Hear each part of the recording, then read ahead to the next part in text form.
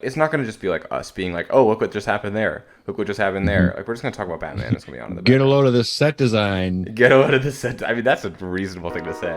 But I might say that. I'm going to write that down. please do. Yeah.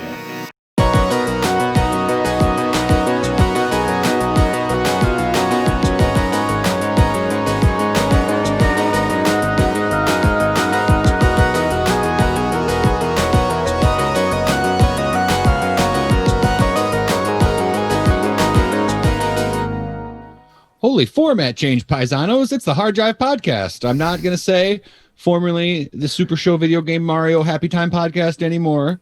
I have just said that, but just as a heads up to know that henceforth, I'm just going to say Hard Drive Podcast. Is that fair? Yeah, I think so. Yeah, I'm going to do that. So thank you for joining us on the Hard Drive Podcast today, everybody. My name is Mark Roebuck. With me, as always, is my co-host, my coworker, most importantly, my friend from another mother, Jeremy Cavill. I love when you do the friend from another mother thing without the brother, like without the rhyme. Like if for some reason it's just weird. Like it's already a weird phrase, but then when it loses any context, it's just 100% strange. I'll lay out my defense once more. It's accurate. I've made it more accurate. Mm-hmm. You still get a rhyme at the end. You still get another mother. So I'm having fun. I'm having fun. I'm not lying to anybody. Yeah, that's good. I'm not confusing new fans about the lineage of our podcast here. What is life about if it's not having fun and not lying to anyone? Dude, I don't want to lie to anybody. Certainly about who I'm related to. I've said that before. Of course. Of course. I mean, that's the whole. I mean, I don't know if we want to get into this whole thing, but that's what the whole porn industry is doing right now. It's lying about who's related to each other. And you know what? It's a racket. But that's all the kayfabe of it, I think, is what you're talking about, right? Yeah. Yeah, I mean that's just the art of. Okay, you know what? I thought you were gonna go different route. I thought we were gonna say I'd be a terrible imposter. Now is that an Among Us thing? As someone that does, I've been told I'd be a bad imposter. As someone that doesn't know, Among Us is all the rage right now. It was a game that was released in 2018. Having to ask about it right now makes me feel like an imposter, not in the language of the game, I'm sure, but just in real life, traditional sense. Yeah, so that's already happening. But what is the imposter's role? Is to do things and lie about it? Basically, it's like Mafia. So there's a bunch of crew members, let's say like 10, and there's one imposter, one or two. And the imposter, they pretend to be a crew member, but they can't actually perform tasks. And then they murder people one by one. And then there's like meetings and people go like, who's the imposter? And they'll be like, I think it's Jeremy. And I'll be like, I can't be me. I was over there doing this thing. And they're like, oh, okay. I think it's Mark. And then Mark's like, I'm the imposter, guys. I'm trying to have fun. I'm not trying to lie to people. And then... Oh man, I will. Yeah. Okay. Well, what if you lied about being the imposter when you weren't the imposter? Is that in your interest? It would not in any help way? you. It would be bad. Anyway, you would just lose. You would just lose the game for no good reason. Okay. I want to try it. I should. That would be like getting arrested for murder, and you didn't do it, and you're like, I killed that guy, and they're like, you got me. Well, I don't know. That wasn't a helpful lie to you. You're now in jail. You were in prison. Mm-hmm. And okay, fair. Okay, so today we've had a couple of episodes of the Hard Drive Podcast. Yes. We hung out with our fellow Hard Drive editors 2 weeks ago. If you didn't join us last week, it was truly one of my favorites of all time. Not that the week before wasn't a blast as well. Look, they're those all guys. Favorites. They they're really they're all my dragged us down. Jeremy, we've been fighting about this ever since. I say it was a good episode. It was a fine episode.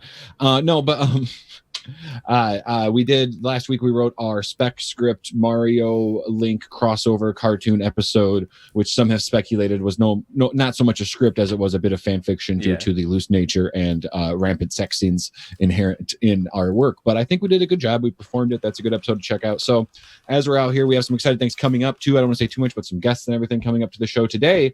We're going to do a thing that is bucking our format for our traditional format for a lot of reasons. Mm-hmm. One, it's we're watching something we enjoy, right? Yeah, we're watching a movie, so that's entirely different. You know, when we say we want to do a Hard Drive podcast, really all that means is that Hard Drive editors talk about nerd culture on a podcast, right?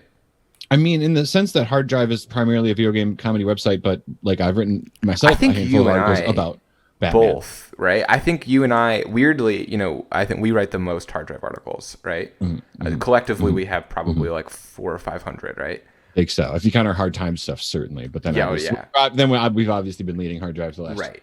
But I think that I would wager that you and I write most of the like pop culture ones. Like a lot of people really like to do the video game ones, and we're the guys who generally are like, what about just like a little Batman one? I feel like I do write a lot. Like I don't know, like I pitch a lot of jokes for, like streaming services and stuff, just Yeah. because as much as I play video games, I also just do like just watch too much TV and Yeah, movies and that's the stuff like thing. that too. And yeah, it has become our playground or whatever to like do fucking Batman jokes and things like that. And Yeah. It's kind of just become, I think, at least for me, I don't want to speak for you, but it has kind of become like a place where I just spit out my opinion on something. So I'll be like, oh, I'm watching The Boys season 2.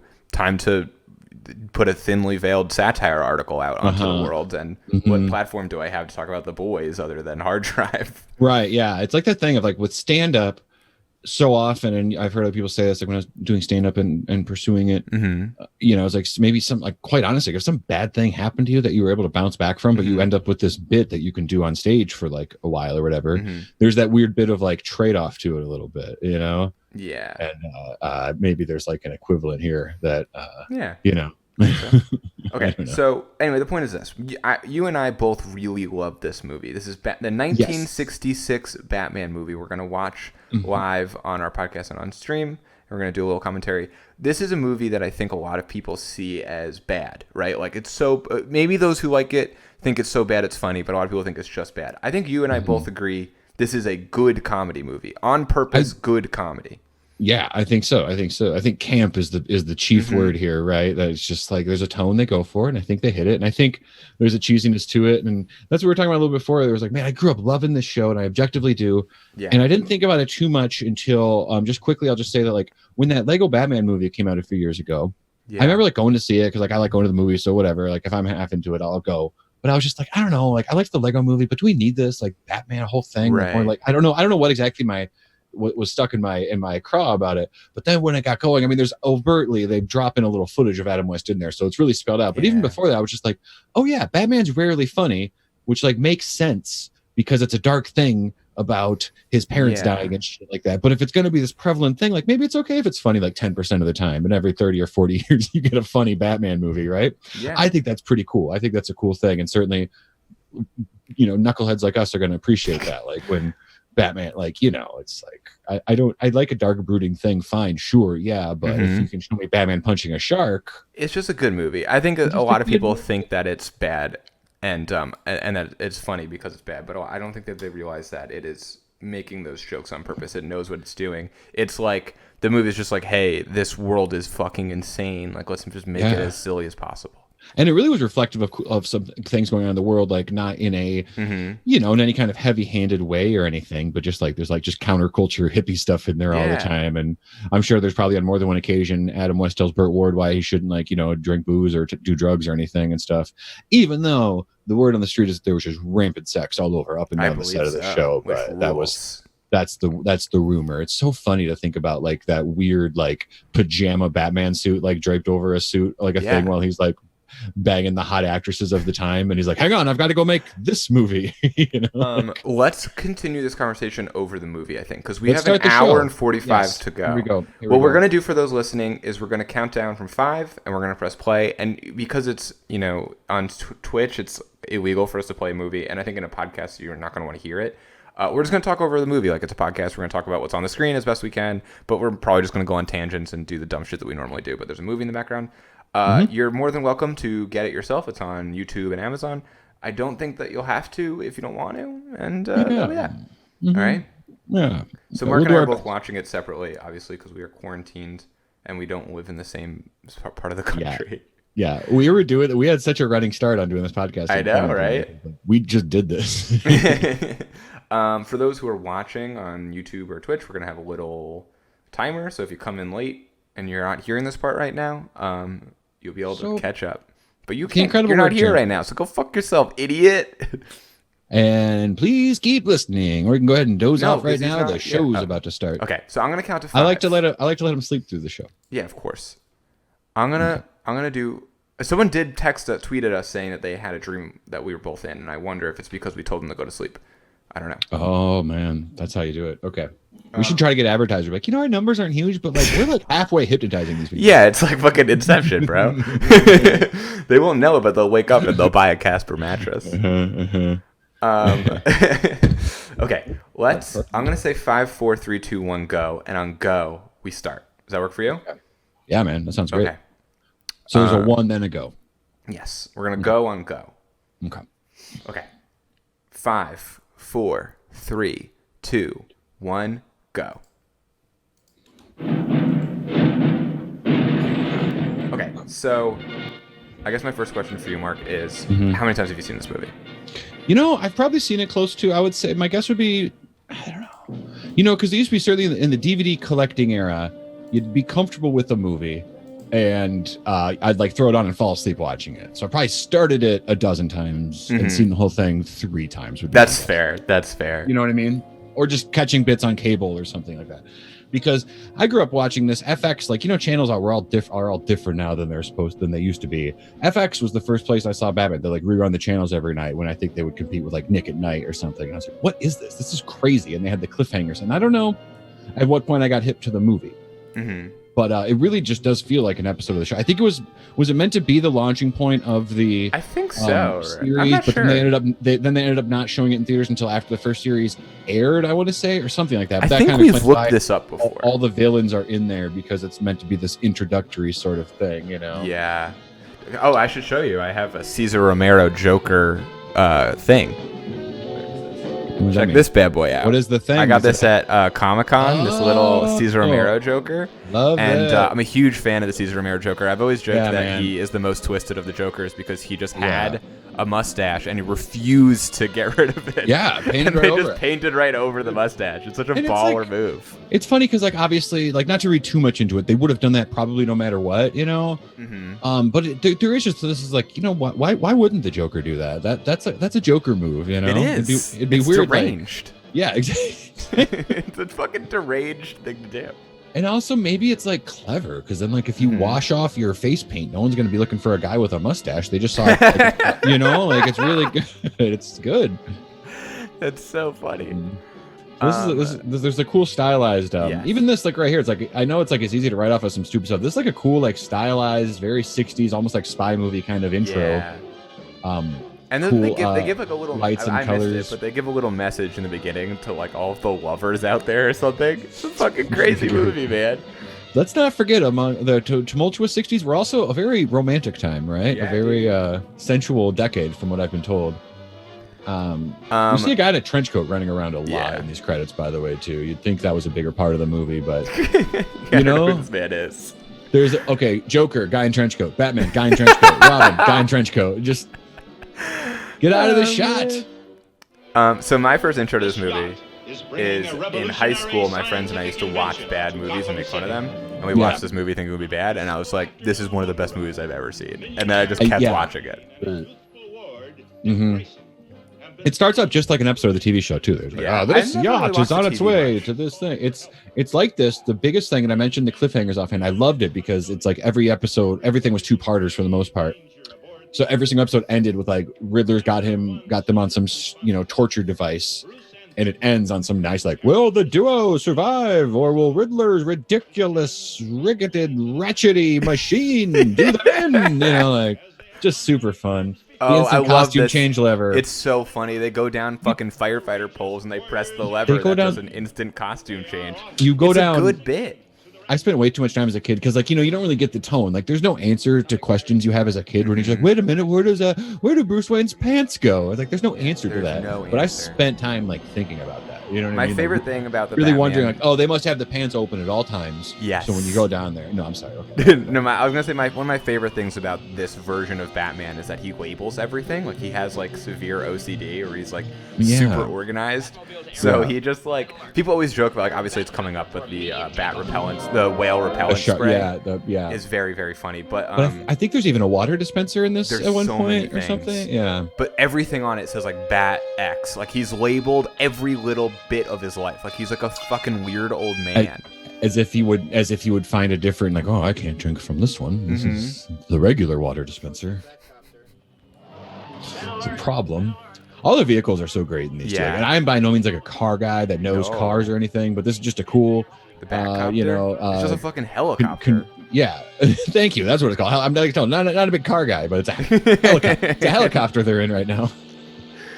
But it looks like a little bat, you know. I can't imagine Batman's getting the jump on people in the Batcopter. You know, that's more of a point A to point B thing. That's not really But So they fly over the city, and there's just like naked women or women in bikinis, just like waving at them. It looks like there's one guy that's trying to do an aerobics title. He seems kind of pissed. He seems upset that they're doing this. There's a bunch of cops just look up to wave to Batman. Yeah, I am watching this on my 4K. They salute him. Cops take their hats off. Yeah. I'm watching this. It looks like it's a nice looking transfer too. I showed it on DVD. It looks even better here. We rented it on YouTube. Got it on the 4K monitor. There was the shot up from the cops looking up at the helicopter, and I think I saw Ward's balls a little bit. No, I'm kidding. Okay, did I just realize, is this playing over the podcast? Should I not have that? Is that allowed? Is that what's that? I realize the audio for this movie is probably playing over playing live while we go. As in our Twitch viewers can hear your Batman? Yeah. Whatever. Is that bad? I don't know. That's okay. I think that's okay. I like making these decisions on the fly. I think it's fine. It's gonna be fine. No podcast has ever done it like this. But that's fine. I worry that this whole thing is gonna get deleted from Twitch, but we'll find out. Hey man, maybe that's like something we can brag about. You don't have to say why you're too hot for Twitch, you know. So the bat ladder. There it is. So it's not only the bat ladder, it was also a piece of paper hanging off of the bottom of the bat ladder. Mm-hmm. I don't know, why not? You know what it is? I think he got a bat printer and just had a lot of bat fun with it. A bat label maker, you know. He did. So I think this is one of like the great comedy scenes of, I don't know, forever. Because basically what happens here is they're over a boat, and the boat turns out to not be real. It's a fake boat. It disappears. It was an illusion, right? Mm-hmm. And then what happens? An electric shark grabs onto their leg, and Batman spends like, I don't know, a fucking lifetime trying to get the shark repellent spray to spray him, and then the shark lands in the water and explodes, right? So spoiler alert, that's what's going to happen. But it is like one of the funniest things I've ever seen. So they get down there and there's just no boat. And it's like, so silly. I still get a little confused. I mean, there's nothing worth being that confused about, but the logic is that the shark is there unrelated to the hologram, right? Just like, fuck, man, I thought I was going to land on a boat. I'm down here, and now that I'm because he actually dips in the water because there's no boat to receive him. No, the boat is not real. It's a fictional boat. Mm-hmm. Where are we at with like? Was this like they had a car phone a minute ago, and this is 1966. That's like when were car phones happening? Car phones? How much technology? How much technology is this movie directly responsible for in our daily lives? I would like to think it all. You know, this also, as a kid, I did not understand what was happening in the scene where the boat just disappears. It's very confusing. It's a good hologram. There was a guy on there a minute ago. I saw him walking around. He's in the fucking water, dude. Yeah, dude. So this is when the shark. And he comes up with a clearly fake shark. It doesn't even jump up. He dips his leg in there and it's on there. Yeah. Oh. He just starts punching it in the face. He just full on is just bopping it in the head, to use a Robuckian phrase. He's just whacking at it. It's like this is like the Robert Pattinson. You know how he beats up that guy in the trailer? That's kind of Batman's approach to the shark. You know. And yeah, Robin does have this look of like. So so he calls for the bat spray just real quick, and there's 4 of them. There's like barracuda repellent spray, and there's whale repellent spray, and there's shark. And now Robin has it, and he has to like slowly march down. Dude, this movie's fucking dope. Look at Robin's boots. He's got like fucking Peter Pan boots. Elven Robin Hood boots. Look at, they're adorable. Sorry, Batman, I got a play to do later. So what's the deal? They were all just like sucking and fucking each other behind the scenes?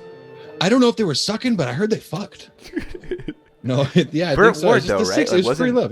He's got like a memoir or something. Yeah, that is a tell-all that I always wanted to read, but it's also here we are. I love that Robin has to bend over backwards for this. It makes he bends over backwards for that man. That he's upside down, and they clearly can't pull this off. Like it's incredibly awkward. Can I tell you a little thing that I always if you get beyond like him just macing a shark in the face and then it drops into the water and it explodes. Everything you need in a scene right there. Already the best Batman movie. We're just getting going. Who's this woman in the leopard print in the background who's looking kind of sinister? Doesn't seem important. Anyways, they're talking to the press in this scene. They're going to talk about this holographic yacht. I always like that last thing that, so after the shark thing wears off and you could watch it and go, okay, here's what's going to happen. One thing I realized as a kid, I think like I said, I must have seen the TV show a lot before I saw the movie. And I liked Robin. I liked Robin a lot. I was like Luigi. I was a younger brother. I think I've got Luigi syndrome where I really, I like the sidekicks and such.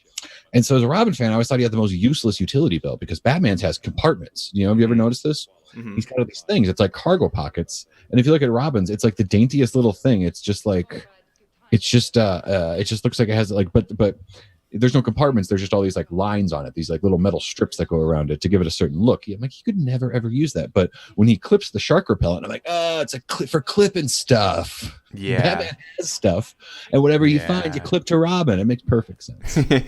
Would you say that Robin is maybe history's worst example of unpaid interns? He's like a slave. Yeah, maybe, but it's like he gets to be, rich or whatever, right? He gets this privileged life. Is that worth it? I don't know. No, is that the deal? It's true. Yeah. Dude, those there's the 2-part Batman. I think it's a 2-part of the Batman animated thing with Robin. That shit. Woo. Yeah, dude. That'll do you. Yeah. Holy, way sadder than this Batman. You know what I mean? I like So we're doing the press here, and I think it's clearly Catwoman, but everyone's gonna be the last to know as it goes. We meet here, Gordon and Chief O'Hara add a lot to this Batman. Like, obviously you see Gordon and everything, and I think there's often some like other kind of prominent police character or two or something. But like, man, these two are just fucking knuckleheads. I love it. O'Hara especially, Yeah, they're really funny. What are you talking about? You think it's like the thing, like it's Gotham every day. There's another weirdo, but O'Hara is still just like, I think that person is what we said he was, Batman. He's just like the naive guy still. It's so funny. The scene that comes up soon where they try to figure out who did everything. It's one of the funniest things I've ever seen. Where they they deduce it. Where they're like, wow, this whole thing is some sort of joke, and they're like, the Joker. Yes. Yeah. And then the best part is when they're like, had it happened at sea. C for Catwoman, and it's like, okay, right. If it had been someone else, they'd be in a warehouse. Like, oh, Catwoman's here. Fucking, it's an aquatic thing now because Catwoman is here. Because it starts with C, the letter C. Mm-hmm. Right, exactly. You got to give really credit to Riddler because you have to imagine when Riddler was giving this like pitch to all the other villains. They're like, no one would ever get that. That makes no sense. Like, why would you? C for Catwoman doesn't work at all. Cats famously hate water, and he's like, they'll get it. Mm-hmm. Don't worry. Why don't we just throw some dead cats in the water? Throw some dead cats. No mistaking it. They might not get the C thing. They're like, no, you idiot. C starts with an S. What are you talking about? I do like this thing. They're like, well, who could it be? Yeah, it's happening here. But like, they've got great footage on all these guys, great mug shots where they were like mid escape. They snapped a picture of them or something, like super in action. C for Catwoman, man. The exploding shark was pulling by a leg. So no, the shark was part of the thing. They knew here's what's going to happen. There's going to be a hologram thing. They're going to dip Batman down. There's no deck. There's only water. At which point the robotic shark will grab pull his leg like a joke. Yeah. And they expect Batman to defeat this, right? They're like, Batman will punch this until Robin turns upside down and gives him the bat spray. It's a weird plan. It's like, we know he's good enough to foil. It's not even. Yeah, we don't care that we're being foiled. We just want him to know that it's the Joker because he was pulling the leg. So many Batman, like the plans always hinge on like, okay, he'll get this one, but he's not going to get out of the next one. That's the whole plan. But here we are. That's the whole show, isn't it? Oh, it's so good. We're going to the dock now to beat some information out of people. No, this is where our first look at their cool lair, right? So we see Catwoman in her alter ego here take a cab home to the pier. Mm-hmm. It's great. It's a great pier. It's a great. It looks like a theme park that has like an aquatic setting or something. You know what I mean? Like This is completely just like what you imagine. The sailor bar with people fighting. And, the sailors are beating the shit out of each other. Two guys are making out. Sorry, man and a woman, obviously. Man and woman. This would be revolutionary. That would be really cool, like progressive. How have I never heard about that? Guys. Yeah. This guy looks like a fucking pirate. Pirates, like, I'll take you to the back secret place after I called you Catwoman loudly and get slapped in the face. I love her prank too, where she tries to get fucking what's it? Oh, also just real quick, the bookshelf is also labeled, and one of them says riddles? Question mark? Question mark? Yes. They're like roommates. They all get a shelf. Oh, we never look in the pantry, cubby. but they all get a shelf in the pantry for their lunches. I love riddles? Question mark? Question mark? And that begs the question. I never thought about this, but like, so Riddler's got he has to write his own riddles because they're like it's so often inherent to what's going on. But then also he's well read on riddles, right? So he just so that's. But it's not that he's stealing the riddles. Not even sure if those are riddles yet. They're all scared of a cat too, which is funny right here, right? Mm-hmm. The United Underworld, which I always thought that was a cool name, you know, for two people whose lives aren't based on jokes, and two people whose lives are based on weird animals, little cute animals. It's funny, the United Underworld, heavyweight name. Is it just four of them? It's Penguin, Riddler, Joker, and Catwoman, right? That's kind of the top tier, right? I'm sure there's a lot we could pull, but if you talk about just like, aren't those the big ones? Poison Ivy might be another one. Yeah. Bane has gotten up there in modern times. Yeah, it's hard to imagine Bane being in the 60s. I don't even know when Bane originated. Probably later, yeah, that was like the Nightfall comics, I think, in the. But still, 90s, it's hard to imagine a 60s version of Bane. Yeah, have you seen the one in the Batman and Robin, the Schumacher one? That one is the closest, or that's. But because that shit's so campy too in its own. Yeah, but this is 90s, just on another level. I guess they could have done Two-Face, maybe, right? Was Two-Face always a heavy hitter? I don't know, like the deep history. I don't know. He was probably on this. Mr. Freeze was definitely on the 66 Batman show. Mm-hmm. And it was funny too. I don't know if they all pulled from comics or not. Yeah. Maybe someone in the chat can tell us. Yeah, Louis the Lilac I was going to bring up. There was some really weird one-off. Oh, that was Brian. Hey, Brian. There was a lot of weird one-offs, and I don't know if they all pulled from comics or if they once in a while would like just make some shit up, like a hippie guy that was like, Right. Two-Face almost in the old show being played by Clint Eastwood, we were told. That would make sense. These, as silly as that sounds, like Burgess Meredith playing Penguin is like crazy to think about. You can watch Rocky and you can be like, that guy.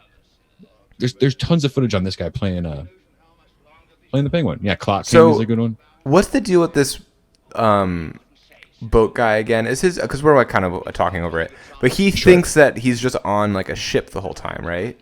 There's the hologram ship. There's the ship that they have kidnapped or so, and they're also doing the simulation. So he doesn't know that the boat's been kidnapped.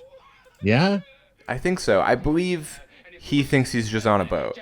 And he's hanging out with these colorful characters. And he thinks that the Joker just, is a little seasick, a little pale. He's like, I don't know what's up with that guy, but he seems not healthy. Yeah, and they're doing all this, like, what do you call it, like...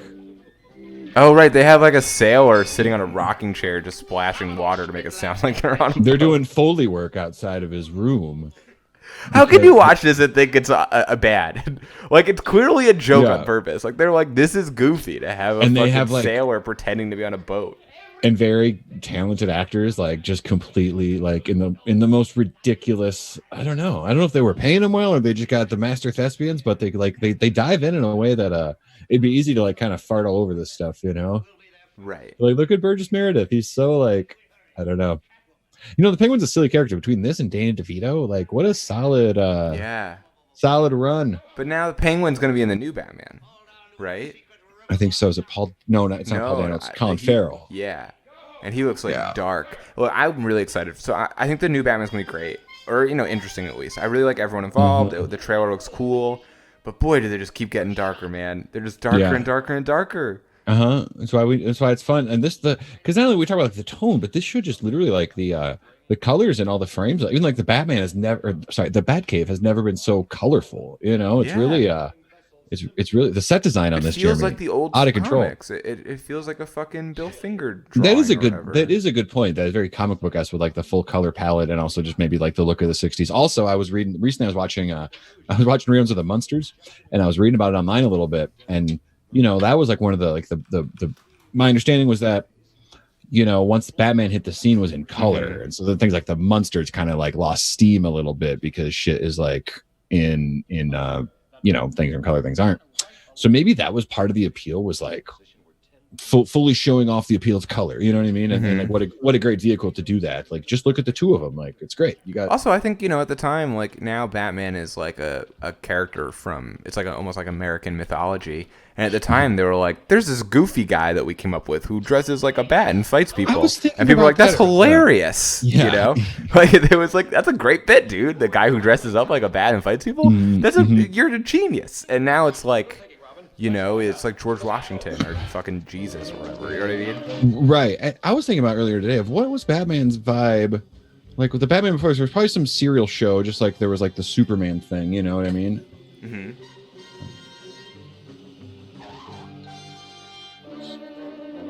Sorry, pause my movie here. Oh, you paused? No, I'm good. You're gonna have to catch up with us. We're good. Oh, he's on the bat boat now. Hey man, if you're trying to catch up, there is a friggin' timer. Oh, that's right. Brilliant. I'm gonna use it. I think it's actually a little. All fucked up. I actually don't know if it's behind it, but yeah. What do you see right now? Okay, we're good. The new Batman does look pretty sweet. I'm pumped about it. I just what's now like everyone's like a deformed serial killer, and it's like, yeah, all right, man. I like this trend of like it's Batman year 2. Okay, we know the story. We know. Yeah, that's good. I like that. It catches a lot of shit, but it's like one of my favorite things in any MCU movie. The movie itself is maybe it's unremarkable, but the Incredible Hulk, the Edward Norton one, right? I have a lot of thoughts about the Incredible Hulk. Sure. Movie. I don't remember too much to even really hang with you as far as the conversation goes. What I remember loving was like the opening credits. Sorry. I'm sure I could. The opening credits just show a bunch of headlines about him becoming the Hulk. Yeah. The movie starts and he's the Hulk, and there's been a whole thing, and I just like not having to spend 40 minutes knowing where we're gonna end up. Yeah. The opening. I remember appreciating. Are just that. Like who the Hulk is. That's all I'm saying, and the fact that we're that's all what I remember about the movie. with the Hulk. I think Spider-Man does a similar thing too, where they're just like. Like the Homecoming, it's like we all know who Spider-Man is. Shut the fuck up, dude. Right. It's just a video, like a webcam video of Kevin Feige being like, dude, shut the fuck up, bro. You all know who Spider-Man is. Don't make me do this shit. Do you know what would be a great way to do it? A Spider-Man reboot, or you could do any of them, but let's just say Spider-Man. It's just Why would you reboot? No one has ever rebooted Spider-Man. Hear me out. I got this crazy take. No, but like, what if all the things that had to happen, you just like the game became how quickly could you have them happen? Like. Like someone's like, hey, Peter, your Uncle Ben just died. And you're like, what? And as he turns, like a spider drops on his neck. And it's all just like the first minute, all this stuff happens. This is the craziest 35 seconds of my life. Exactly. Oh, wait, I got a text from Ben. This must have been right before he died. Great power. What? My friend. Boom, we're off to the races. My friend Chris Casey, to give him credit, when we were in college, had a very funny joke about Spider-Man. I don't know if I've ever told it on this podcast, but he's a stand-up, and he would do this bit where he would say that phrase, "Great power comes with great responsibility," or great power comes with great responsibility, is an insane thing to say to your teenage nephew who don't know he's Spider-Man.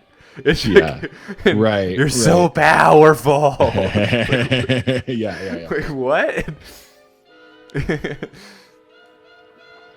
That's a great point.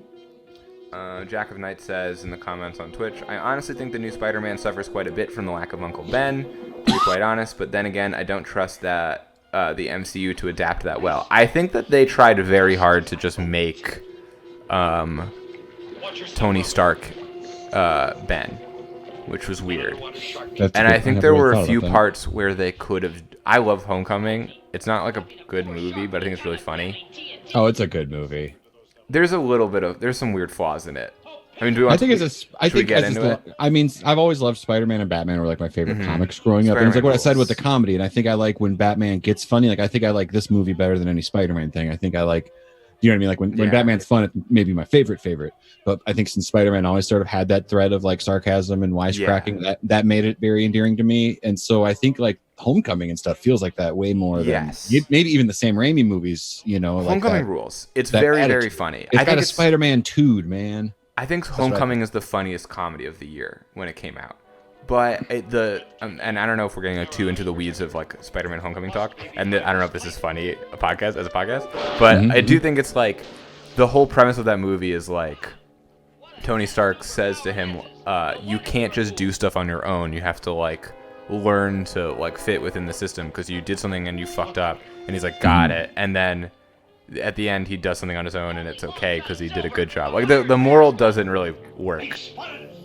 Yeah, but it's a Spider-Man movie. But Spider-Man's in it, and Michael Keaton plays the Vulture, and it's fucking rad, dude. Yeah, and it's got that Ramones song at the end. It does have the Ramones song at the end. It's like, really what do you great. want? What do you I don't want? know. Nothing really. It's really That's one of the all-time. Good, that's one of the all-time smash cuts at the end. Like Marissa Tomei into the Ramones. What else do you know? Yeah, they do fucking Ferris Bueller in that movie. It rules. Yeah, I love the Spider. Yeah, I love the Spider-Man. I need pictures of him. Yeah, give me some pictures. Can I tell you, Spider-Man. to steer it back to Batman a little bit? Please. There's this fun scene where they do some more trickery out at sea. They have this. I guess they're out in the Batboat trying to rescue. Yeah, they're doing some stuff. Whatever, they're doing Batman stuff, and they get magnetized to this little buoy that's out at sea. And they're nailing it, these guys. I remember laughing a lot about this. This is all coming back to me too. I might have remembered this is all like one scene, but they're back in the water, and this time it's like they shoot a torpedo at him. Which again, we weren't. Oh my god, yes. I think villain plans are funny. Like villain plans are like, you thought you were gonna kill him right here, so like you just were like jerking him off for like half a day, and then boom, and then you go off and do all your other stuff that they end up foiling later. This was supposed to be their demise. It's funny, but anyways. So this is like a very low budget thing. I think. They shoot a torpedo, and I think memory tells me that they have some good shots of this torpedo. But they're sitting there, and then tell me if I'm wrong, but don't they just go like, "Oh my god, I can't believe that fucking seal or walrus or whatever the hell jumped in front of it." I'm pretty sure that a seal commits suicide to save Batman, which immediately invalidates Aquaman. Like the Batman is so fucking cool in this universe that even the fish are like, I will kill myself for him. It's hilarious. Yeah. Because we just see it explode in the water. Don't they also later on use footage of a rocket from like a different movie? That I don't know, sir. All right, well, we'll get to that. We'll see. I don't know if this is a good time, but one story I definitely wanted to tell today was that I met Adam West before. I don't know if I ever told you that. It was in a meet a celebrity environment. I didn't like bump into him, on the street, but it was like, I was in high school. It was this comic convention I would go to a lot in Michigan called the Motor City Comic Con. They still do it. Like a lot of conventions. It's way huger now. It used to be more like, this is when I was in high school. It was like 2002 or something probably. It was a little bit more like comic convention, you know what I mean, and maybe some other like people from like horror movies and stuff. It wasn't just like as wide of a net as it was now. Sure. And they always had, but still it was like the comic books and like the things. Like Adam West was like the marquee guest, and it was a little bit just more, I don't mean to be Mr. I was going before it was cool. It was just like a little bit more approachable, the whole thing, you know what I mean? It wasn't like, I don't want to spend half a day meeting Adam West. I want to go. You could really just kind of bop over and like get the picture and actually like chat with him really quick. And so I was with my friend Rob. Did you fuck him? No. Rob nor Adam. Because I heard that Adam West fucks a lot of people. It was in his rider, but it was Saturday of the weekend, so I think they had made whatever arrangements. But no, so we went, and my friend Rob and I we met him. My interaction, I don't really remember that specific. It was just like, it was fine, it was pleasant. Hey, big fan, grew up watching your show. Hey, cool, well, thank you, And then it's a real quick the nobility of the almost human porpoise. So it's a porpoise that kills itself to hurl itself into the path of that final torpedo. Yeah, gosh, Batman gave its life to save us. The nobility of the almost human porpoise. Oh, sorry, that's great. Anyway. This is poetic. I know I'm talking over the good stuff, but I just want to tell this funny Adam West story. Please. My thing was pretty fine. We took a fun picture. I don't even have it anymore. I don't know what happened to it. But then Rob had my friend that I was with had his mom gave him like, hey, go get this lunchbox signed. It was like a nice, cool tin lunchbox from like the Batman '66 run. Like it looked like it and stuff. Get him to sign that. That'd be so cool. And then Adam West he just acts like, I don't know if he is that goofy or he just acts or if he acted as goofy as you wanted him to be. But just while he's signing it, it'd be fine if he wants to go through the motions. But the way he just goes, hey, what if there was a sandwich in here still from 1966? What a fucking weird dude. Oh, that's so funny. And I was like, yeah, yes, you wouldn't want to eat it, would you? And then just boom, move on. Like, I don't know. Have you seen, real quick, I want to explain what's happening in this scene because it's very, very funny. They call up the Navy or whatever, or the Pentagon, just like on a phone. Yeah. And the Pentagon is just a guy in like a Navy outfit. playing like a Connect Four with the secretary, and they're Pretty like, innocent. "Hey, Mr. Admiral, do you happen to know if anyone has stolen a big friggin' Navy ship recently?" And he's like, "Let me check." And he's like, "It does seem like someone has a Navy ship, and it's Mr. Penguin. Why? Do you know who that is?" He's like, "Oh my god!" And it's good. It's good stuff. Yeah, P.N. Gwen. Penguin writes books under the name P.N. Gwen. It's good. Yeah. It seems like this podcast is being hosted by someone named Jereme. You went the other way. You went a little first name and then 2 letters at the end. Jereme. You can do that. That's me, baby. Oh, here it is. This looks like it's from another movie, this rocket. I don't think it's from... I think it's just they took the footage. You see what I'm talking about? Yeah. This is like test footage. Polaris, yeah, this is like an actual NASA rocket that film like strip was sent out in like World War II or whatever. Well, the rumor is that they brought Stanley Kubrick on to help with some of these, some of these special effects shots. I love this. He it was just, like, it just makes a giant skywriting.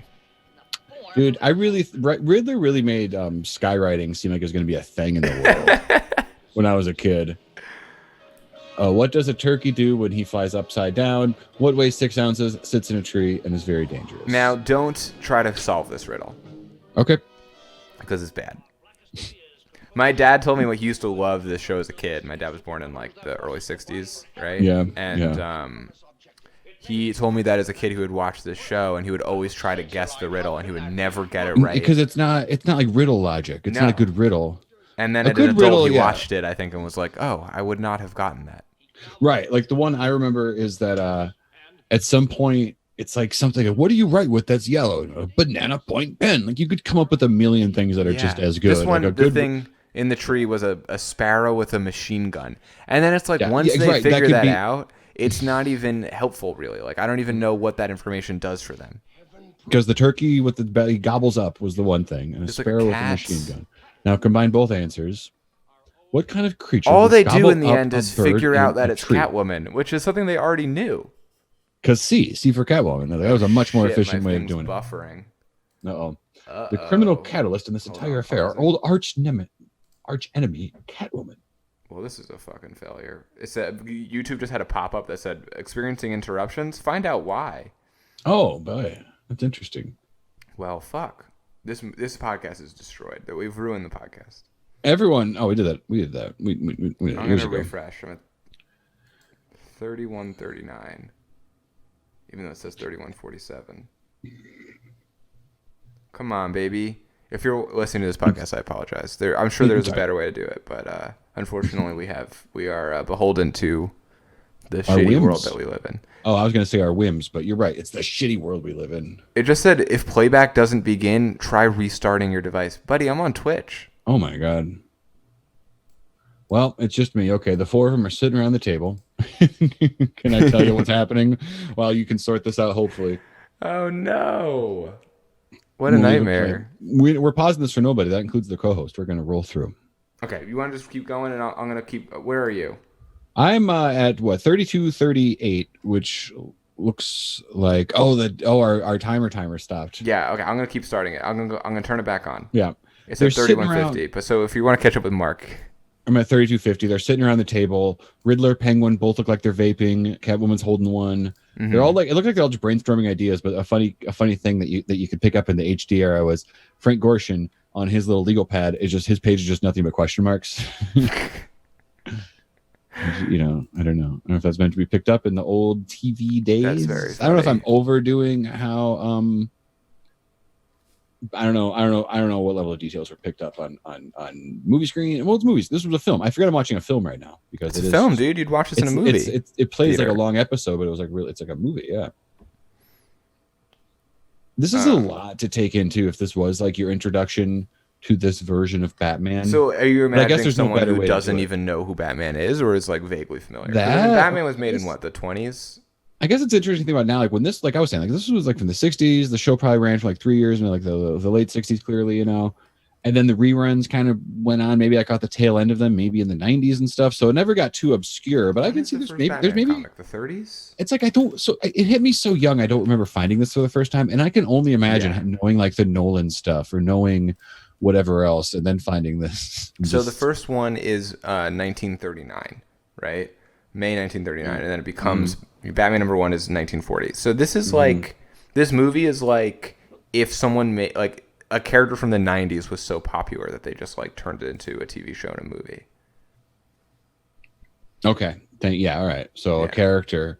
So what was like Bane? If we started doing Bane on his own, no, it's a bad example because I pulled from Batman, but I'm not knowledgeable enough with comics. I was going to say Deadpool. Like Deadpool. I was just going to say. Yeah. There you go. There you go. The Watchmen. Although I think that's from the 80s. I just can't watch this movie anymore.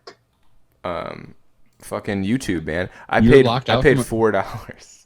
You can't watch your $4 YouTube movie anymore? What's it doing? I'm gonna send an angry email to I wonder if YouTube's like down or something. That'd Mine's be very still going, funny. dude. Yeah. I wanna Are you on YouTube as well? No, yeah. Yeah. That's fine. Yeah. I'll just do the movie.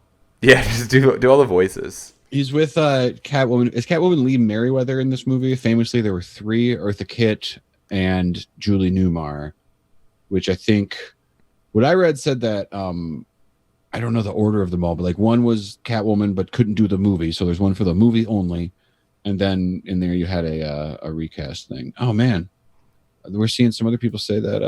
Yeah, I think YouTube might be down. Which is very funny to me. I'm. This is one of the worst episodes of a podcast, and I think it's gonna be really fun. I get a good way. I think it's. I better start performing the dialogue. Your jargon is quaint, Miss Kitna, but there is such a creature, I believe. Oh man, these scenes where Bruce Wayne is like romancing a woman are fucking wild, dude. There's never anything like this anymore. Bruce Wayne is like, they're he's fucking being all suave. He's got like the handkerchief. He's got his coat. He's trying to fuck his Catwoman. dress shirt. His dress shirt is unbuttoned. He's got the nice scarf under it and everything else. He's like super playboy right now. And he's like they're talking very seriously about the romance they're going to have. You know, like, oh, perhaps we can take this out for dinner tonight and further explore what we're having. And this is part of the history of people saying that Robin is gay or whatever. And I don't think that he's like necessarily anything. I think he's just in love with Batman. Like he sees Batman as like his like father figure in a way. You know what I mean? And he gets like angry at this whole thing. You know what I mean? Yeah. And I mean, it's one of those things too that I think is Robin often supposed to be younger than he comes across just because I think he's supposed to cast a 14-year-old kid. So you cast a 22-year-old or whatever. Fuck machine Burt Ward. Exactly. Like noted fuck machine Burt Ward is the guy in this one. Yeah. Do you know are you is the movie back on for you yet or no? No. Because so Adam West is going solo, and I like that. I think that's a Shakespeare bust, right? Is there? Yeah, I think so. That he cranks the head open and hits the button.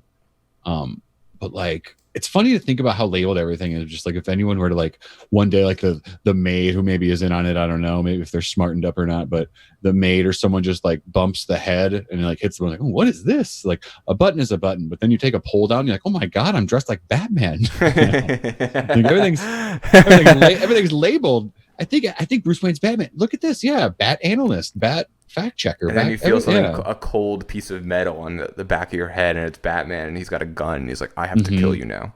Do you have any bat final words? Burn in bat hell, Catwoman. Fuck machine Burt Ward, band name I call it. Square Kid Ryan, our composer of our new intros, is hanging out tonight. A beautiful intro and a beautiful band name. That would be a good band name. Fuck machine Burt Ward. Does anyone know what Burt Ward's really, really unpredictable and strange, like I guess celebrity product endorsement is? No.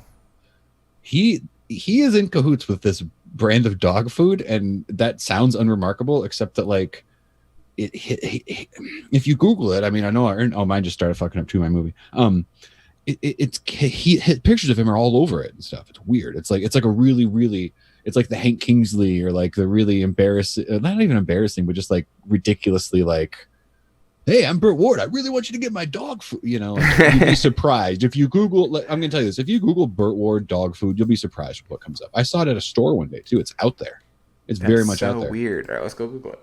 And it looks like a classified ad. It's a mess.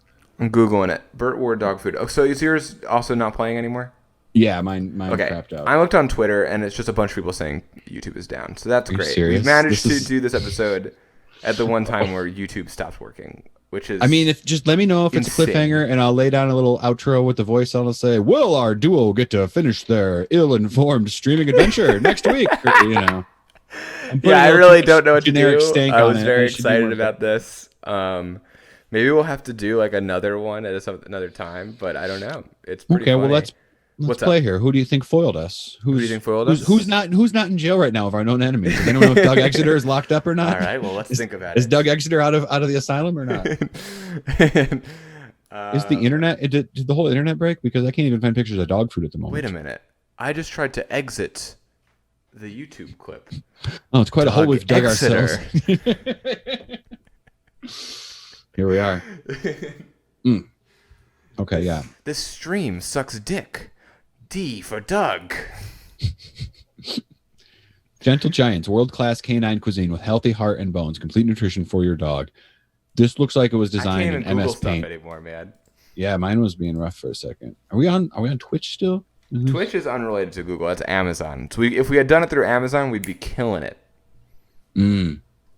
It sucks dick, DIC. That's a very funny comment. Can you are you able to Google the dog food though while we're hanging out? Or I we'll have an literally intermission? can't. I cannot Google anything. But that's what I'm saying. You're like, well, Twitch is different than the YouTube, but Google image, nothing? Google owns YouTube, right? Yeah. So I think Google is just down, man. Man. Well, Man, what a nightmare. I'm kind of at a loss. I'm really excited we watched 30 minutes of this movie. It was very enjoyable. Mm-hmm. Now tell me, like Batman, that you think Mark Zuckerberg's mixed up in this somehow, or partially What do you to mean? blame. Like Batman, like you know what we could do? We could call the Pentagon and ask if they've accidentally given away Google to anyone. You don't think? I don't know. I just wanted to say that fiend. I just wanted to do that. That's all I had. I give it away to a Doug Eggs It R. Oh man. Man, what a strange. I can't. So someone said you should watch another episode of Captain N. Indiana Joe. How would I do that? Because Yeah, we were bootlegging on YouTube. we were using YouTube, buddy. Yeah. This is a full test of the. This is a vamp off right now. I think For those who are coming on right now, the YouTube and Google are both down. Like the companies. Mm-hmm. The company YouTube is down. You literally never know. What? I feel like our chat is having a moment where they're like looking at the Earth and they're like, "Wait, it was all YouTube," and then I'm holding a gun to them as an astronaut and I'm saying it always has been. Mm-hmm. And where? So you're the astronaut. Let's do this. Who is your favorite Batman villain? Oh man, I guess there's something about the Riddler. I love his commitment to spelling it out for everybody. I'm trying to think, like in the old ones, it's definitely Frank Gorshin's Riddler. I like his energy a lot, and Riddler's fun. I guess maybe I have that in common with your dad. I guess I never had intentions of solving the riddles, but it was just like a fun thing, like to see how it all came together and stuff like that. Joker's obviously huge. I do just like I like the silly ones. I guess like the ironic asshole in me likes like the Calendar ones. Man. Yeah, like the hyper specific, like Clock King. I can't resist a joke about the Clock King. Sure, I think that Clock shows King's up fun. when I need a good pull or something, like for a funny one. That's like Clock King is hard to beat. King. But I do remember some cool animated series episodes where they're like running around inside the gears of a clock and stuff. So that's the thing is that people pull it off and it's like, oh shit, you made friggin' Clock King cool. Right. So yeah, I think Riddler's probably my answer. How about you? I don't know. That's a good question. Thanks, Jeremy. I stole it from you. It's funny to me to thank people when they say things like, good question, thank you. What a shitty thing to do. I really like Hugo Strange. He's fun. Honestly, a dumb answer. The Joker's fucking cool, dude. Joker's cool. Oh shit, are we back? Are we back, baby? Are you back? Should we cut this whole thing from the podcast? Certainly, almost certainly. I don't know. It's up to you. I don't know. Man, No, I think we keep it in, dude. It was fun. I'm still nothing. I got nothing. You got nothing? It's weird. It's like if I move the slider around, the little preview thing is there, but then just I can't make it play and be a movie. Do I dare hit refresh? I've refreshed a bunch of times. You should refresh. Hit that refresh button. Oh my God.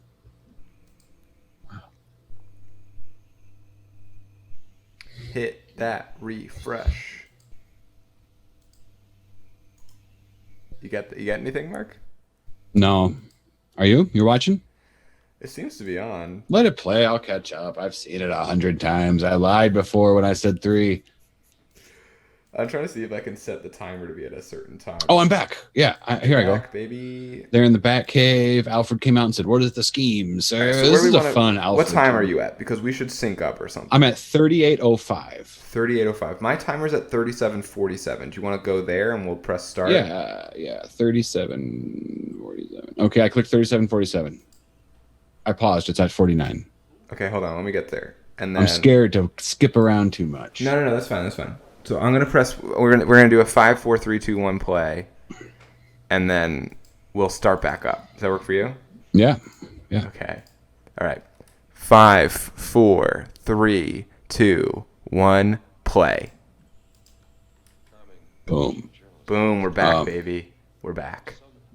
Yeah. So what has happened is, and I'm a little fuzzy on the details of the film I'm watching, but Sure. Bruce Wayne was talking to this alter ego of Catwoman's, and even though she's saying things like "that sounds perfect" and Yes. "where's a box? I have to take a shit," famously. he doesn't pick up on the Catwoman. No, because Robin's the one who figures shit out. Yeah. Right? I feel like Robin. She's shit in a box like a cat. Wait a minute. She's licking her asshole. That's not something people do. Batman, remember when she drank that milk off of a plate? Okay, we've done enough of these. Yeah, man. I don't know. Oh, they do the reverse bat pull. It goes up. Yeah, he goes up, but he doesn't. It's steamy as fuck. He doesn't flip the switch to make his his clothes change. I don't think. Yeah. At least we don't see it. Oh, I also love that they go to a restaurant where there's a bunch of sailors. As a pirate violinists, it would Yeah, appear. dude. Just they like the they're doing a scheme, right? So they have to trick Batman, but they don't have they're too into the costumes and the fact that they're pirates that they won't take off the bandanas, which I like. I like that a I lot. respect that very deeply. Oh, I'm out again. Fuck me. get out of man. here. Jesus Christ. God damn it. Sorry, there was an error licensing the video. Did you guys lose the rights to Batman while we were watching it? Yeah. September 25th, it goes to Vimeo. I just remembered. Must be a time zone thing wherever it goes. Yeah, it's in the However middle of that the fucking works. ocean. Horseshit, dude. Fuck, man. Are you around tomorrow? Should we finish this tomorrow? This is my Sunday, man. I go back to work. I know. It's okay. What's up? We can just reenact the rest of the movie from our memories. I think if we would like to. No, man, this sucks. Mine's still playing. Okay. We'll ride it out to mine at least, which I'm not very optimistic, but No. there is. I read one thing on IMDb that said that Adam West pulled for like more Bruce Wayne stuff in this movie, and I kind of can feel that. But I guess that, it's not crazy to have this like romantic subplot, but there's like I feel like long stretches of him like right now. Right now, we just saw them at dinner. Then they took a horse-drawn carriage. Now they're at another. It's nice. They're at some like weird fucking opium den where everyone's sitting on tables on the ground and they're the only two dancing and everyone else is zonked out of their minds. Oh, there's back to the horse-drawn carriage. Yeah, it's like a whole ass courtship thing. But hey, maybe there's room for everything. You lost your licensing? Is it because you're broadcasting your audio? No, I just can't stream it anymore. We could just, we didn't have to do a commentary. We could just talk about the movie, but although we haven't seen it in a long time. Right. But I mean, I remember. Yeah. If that's the thing, then let's go for it. I remember. There's they fuck up the whole UN later. They do fuck up the whole UN. It's very funny. The Joker's big scheme is that. Oh, I'm back on a little bit. I'm just gonna put it on. I'm just gonna skip ahead. I might delete the timer honestly, because I don't know what the fuck's happening anymore. What time are you on? I am watching a hilarious scene at 41 minutes exactly. that you see Robin and Alfred. Okay. Yeah, driving, Alfred's got the fucking mask on. They're driving the Batmobile, and Alfred's got a Robin mask on. Everything else the exact same. I don't know if that's just protocol. There's just a rule, like masks. You know, it's much like going shopping in 2020. Like you have to wear a mask if you go into the Batmobile. I got an extra one, Robin says. You want to throw this on? But if Batman finds out you were in this thing, he's going to be pissed. I'm talking about Bruce Wayne. I don't mean Bruce Wayne. I mean Batman. It's different. Batman. You don't know Batman. You hang out with Bruce Wayne. There's a very good Batman the Animated Series episode. I think post-animated series, like during the Justice League times, like Justice League Unlimited or whatever, which I loved as a kid, where Batman gets like brainwashed or whatever and taken over by the villains. And at the end, they, he manages to pull away and save the day. And at the end, like the other superheroes are like, "How did you do it? Like, how did you know that you were being brainwashed?" And he says, "I called myself Bruce in my head. I never do that. I only call myself Batman." That's Jesus. Which is deranged. That's pretty fun. It's very good. I love it. I have a lot of memories from the show, and I'm not sure what's episodes and what is from the movie. Clearly, there's that UN stuff. A lot of it happened already. The shark and the fucking the shark and the human-like porpoise. Yeah, that one's fun. I mean, we haven't hit the bomb scene yet, right? I mean, that's the bomb scene is coming up. Yeah, you're right. I thought that was coming because it's at that that kind of waterfront, the set they were already at, but it's later. Yeah, they go back to it. They set it up nicely, you know. Yeah. Now, one thing I don't know is if does this movie do like the pow poof pow fight scenes? I don't know if they do. You know what I mean? Like later in the TV show, they definitely do. That does happen in here because it's been like 42 minutes. I don't know if I've seen the fist fights yet. No, they absolutely do it at some point. Okay, all right. It's at the end. Jesus Christ. Someone in the comments, Jack of Nights, is pointing out that what I'm remembering is from Batman Beyond. Is it Batman Beyond though, or is it Batman? Like Justice League Unlimited, the one where they like go to the future or something, whatever. Like, there's like one with Static Shock as well. Do you ever feel like you've seen so many Batman movies, and like when you factor in all this animated stuff, there's still like a lot of Batman movies you haven't seen?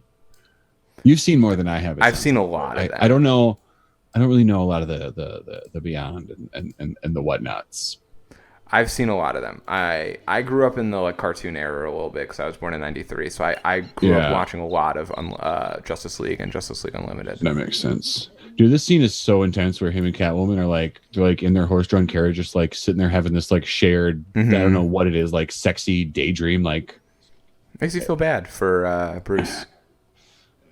Weird. And then she's like, "No, keep your eyes closed, keep fantasizing," while she could like pull out her weird cat clicker and click a message back home. Yeah, it's shaped like he fucking says it approaches a climax, and she said, "Not so fast, be more slow." They're talking about climaxing. Dude, Bruce Wayne is so horny he can just come in a car. Like he doesn't even need to. He's got clothes all on. This is I wish mine would freeze right about now. You don't think Mr. Freeze has something to do with all this, by the way, do you? Mr. Freeze. I heard he's out right now. I like that thing, and it's necessary for Batman to work.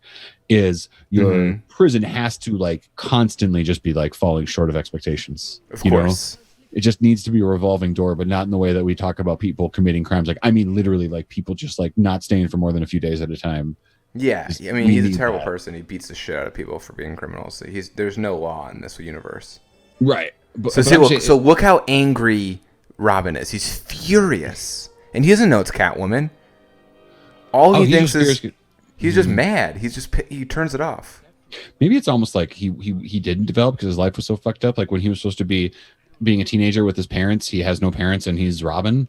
So it's not even like, like I don't want to be crude. Maybe, it's like I think it's just like maybe like your dog is mad when you like start to have company or something, and then you don't pet the dog as much. Is that it? It's just weird. I don't know. He's just pissed about it, and he turns it off. And then Alfred's like, "Could we watch a little more, though?" Yeah, you're right. That is what happened. No, we're not allowed. We're not doing it. It sure as heck the decent thing to do. It's decent to not watch my good friend Bruce touch another woman. And I like when dude, it's pretty cool when they're zipping around the air. Like, yeah, it's fucking sick, dude. They're flying. They all have special dude, umbrellas. the Penguin hooked them up with like motorized flying giant good patio dude. umbrellas. I like that the visual of Penguin on a giant rocket ship jet powered umbrella, but he's still holding his everyday umbrella. It's my walking stick, beating people, stabbing kind of spray poison umbrella. That's great. Not very covert. The line of what looks like flying syringes cruising through the air. And then we go on to like the fourth part of this seduction scene, this subplot. Insane that Bruce Wayne quotes Edgar Allan Poe at someone in a romantic way. A ridiculous thing to do. Yeah, but he's like a dark dude, man. He is dark. His parents died. The show is relatively devoid of darkness, though, or this whole version of Batman. I mean, this world is kind of dark. It like feels like a fictional, like I don't know. It just feels like a fake world.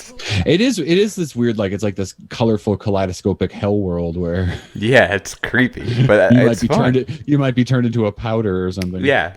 I mean, so yeah, we were talking about before because we were afraid that the movie would end, but it seemed to be okay for now. But the fucking villains have showed up. Joke's on you! Their big scheme is that they're gonna turn people into powder and then like put them places and then put water on the powder and turn them back into people. They demoisturize them or something, right? Dehydrate them. You know how we've always heard that we're like 70% water or something, right? So just get rid of the water. That's what happens. That's what we're 30% dust. Turn into a colorful powder, and someone just puts a little water on you. You turn back into a man. All we are is dust in the wind. If you don't have water, also. This fight scene's terrific. Not even close to contact has been made. Yeah. On any punch. No punches were pulled in the making of this movie. It's great. It really is like the superheroes are wrestlers thing. Yeah. Yeah. It's there's a choreograph, and this works for me like because it's campy and it's comic booky, but this is like the fights in like A Clockwork Orange look like this, and that's sort of meant to be more this like hyper violent, shocking thing, but it is still just like big and broad like this. So like it works for me in this comic book way that a lot of just fight scenes of the 60s and 70s don't. Insane. It's insane, but it worked because the Batman shit is so comical. It didn't happen there because Robin's out in the car. No, but they turned it back on. When they fight as a duo, they do like tag team moves and shit all the back. They go back to back and everything else. Yeah, it's great. It's the opposite of Robert Pattinson just punching a man in the head 12 times or whatever. Yeah, like, as much as I love that too, because it looks like it's gonna be a fun great. movie. It's brutal, and this is it's fun, man. It's all fun. It's cute. This is the most adorable shit. Look at they've got a subdued Bruce Wayne. He's sedated and handcuffed to one of the miscellaneous pirates on the umbrella. That's like your grunt work, Oh, I love it. It's so funny. So they got Bruce Wayne. He's drugged up. I'm Joe. Just wrote in the chat. That's how I felt when I watched Seven Samurai. I would love to know what we were saying. Which comment? What part is like Akira Kurosawa's Seven Samurai? Oh, maybe it was that the violence isn't as poignant as it's meant to be because there's a certain choreography or stylized thing of it. I would say that Batman 1966 is the Seven Samurai of the West. Hear me out. Catwoman, Riddler, Joker, Penguin, Batman, Robin, Alfred. Seven, baby. Did I just stop naming characters when I got to 7? Of course I did, but I think I got there, and that's what matters. C for 7. Yes, that's right. They're just beating the shit out of Bruce Wayne now.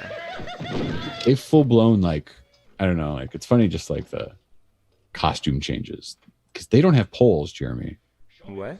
Like every time, of course. Every time Catwoman is like she did her hair and she put her nails on and stuff like that. Yeah, she had just to be like when he wakes up, I want to fucking be like, I got some Catwoman stuff I want to say. I was writing lines. Yeah. I think that's like a very like when I was hosting a weekly comedy show, that was like a bit that didn't work, but I just had to like do comedy every week, which was it was a good exercise. But I was like, they weren't all winners, trust me. But I love this bit that he still doesn't know it's Catwoman. Oh my god, that's so funny. They dress her back up and they tie her up. Anyway, continue. Oh, it was just like so. It's like a lot of times there's back of the room comedy for other comedians, but I would just talk about like Riddler. The idea of like Riddler being stumped like a comic and just or like all the Batman villains sitting around, like you never see them like coming up with schemes. You know what I mean? It's like, and I would like to see that where it's just like, and it'd be like comics talking at a table, where it's just like, what do you do? It's like, I got this umbrella that shoots smoke. I don't know what I'm gonna do with it yet, though. It's not good. It's not good. It's not like done yet. Yeah, Like, exactly. Nah, dude, right. I think that might have legs. Like, really? Right. And he's like, really? Like, I found a good space. I gotta think of a good warehouse riddle now. I don't know. Working backwards. We'll see. Maybe in a week or two, I can kidnap somebody, get it going or something. I just like the idea. Clearly, it's not a very funny comedy bit, but which is an old thought I used to have. So yeah. So what? So he didn't realize. That's why I'm making. I think fun he of knows. It was He a does great know. plan. He's the world's greatest detective, my friend. I think he knows, and they think he doesn't know because they don't know he's Batman. In the conventional thing, like, how does he become the greatest detective? You know what I mean? Like, you see He's him just like smart, dude. like in Batman Begins, you see why he learns a lot of physical shit, you know, or like whatever. Often you see his training, but like, at what point does he just like also become the best detective? Yeah, I mean, I would like more of that in Batman. That is the best part of Batman. And in Batman, in The Dark Knight, he has the fucking like surveillance system, which is pretty creepy. Yeah, he often like buys his way into his quote unquote detective, his world's greatest detective status, you know. Right. It's like yeah, man, dude. I don't know. Give me every single live feed in Gotham. I can tell you who's fucking doing what too. Yeah, big deal. Yeah, just saying.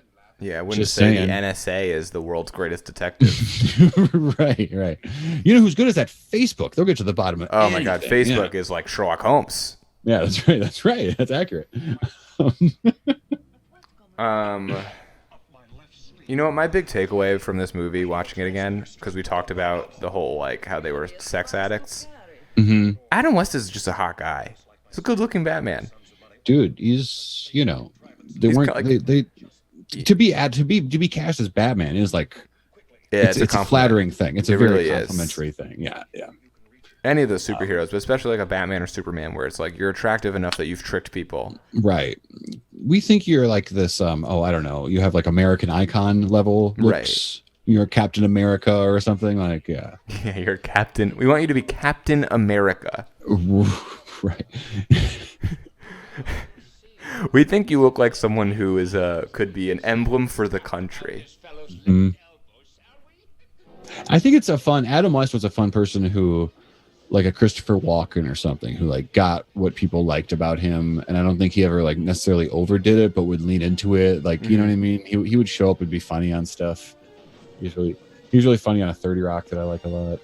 This is really embarrassing for all these villains. They've gotten together and just some guy is beating them up. That's right. That's very funny. Like they're hostage. Like they're like, okay, here's what we're gonna do. We're gonna get a hostage, and then Batman, then this and that. Right. The hostage kicking our asses. Beat the shit out of the Joker. He just punched him 45 times. He's just dead on the ground. You're not gonna believe it. We drugged him up. We took him to our lair, and he's just been fucking us up. They just shot Batman. So for those who are listening, Bruce Wayne just threw a guy onto a spring, which launched him out a window, and then a clear dummy flies into the water and explodes. Yeah. So maybe he doesn't know. Bruce Wayne does not know who Catwoman is because he's still looking for Ketna. I think I'm a few seconds behind you, but a few times there's a funny thing that there's just like a framed picture of a bunch of penguins hanging out. It's like a stock photo. Like I love that they're all just like roommates, and penguins like, wah, wah, wah, I'm gonna hang this up, wah, wah, wah, you know. I just love this movie so much.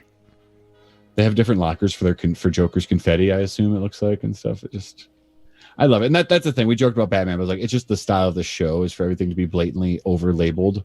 But it's also just a good way to like, you know, set your thing. It's like comic books have the luxury of like the look at the form on that dive, of the luxury of like peppering in a bunch of thought bubbles, or like, you know, like like things that explain where you are and stuff like that. Oh, Gotham the next day or something. So you got to do other tricks, you know. Yeah, you got voiceover. I'm like a minute ahead of you, I think. But when I was watching, you know, I really liked using Letterboxd. Letterboxd, if you don't know, is it? I love that. So real quick, that says Bruce and Dick on it, not Batman and Robin.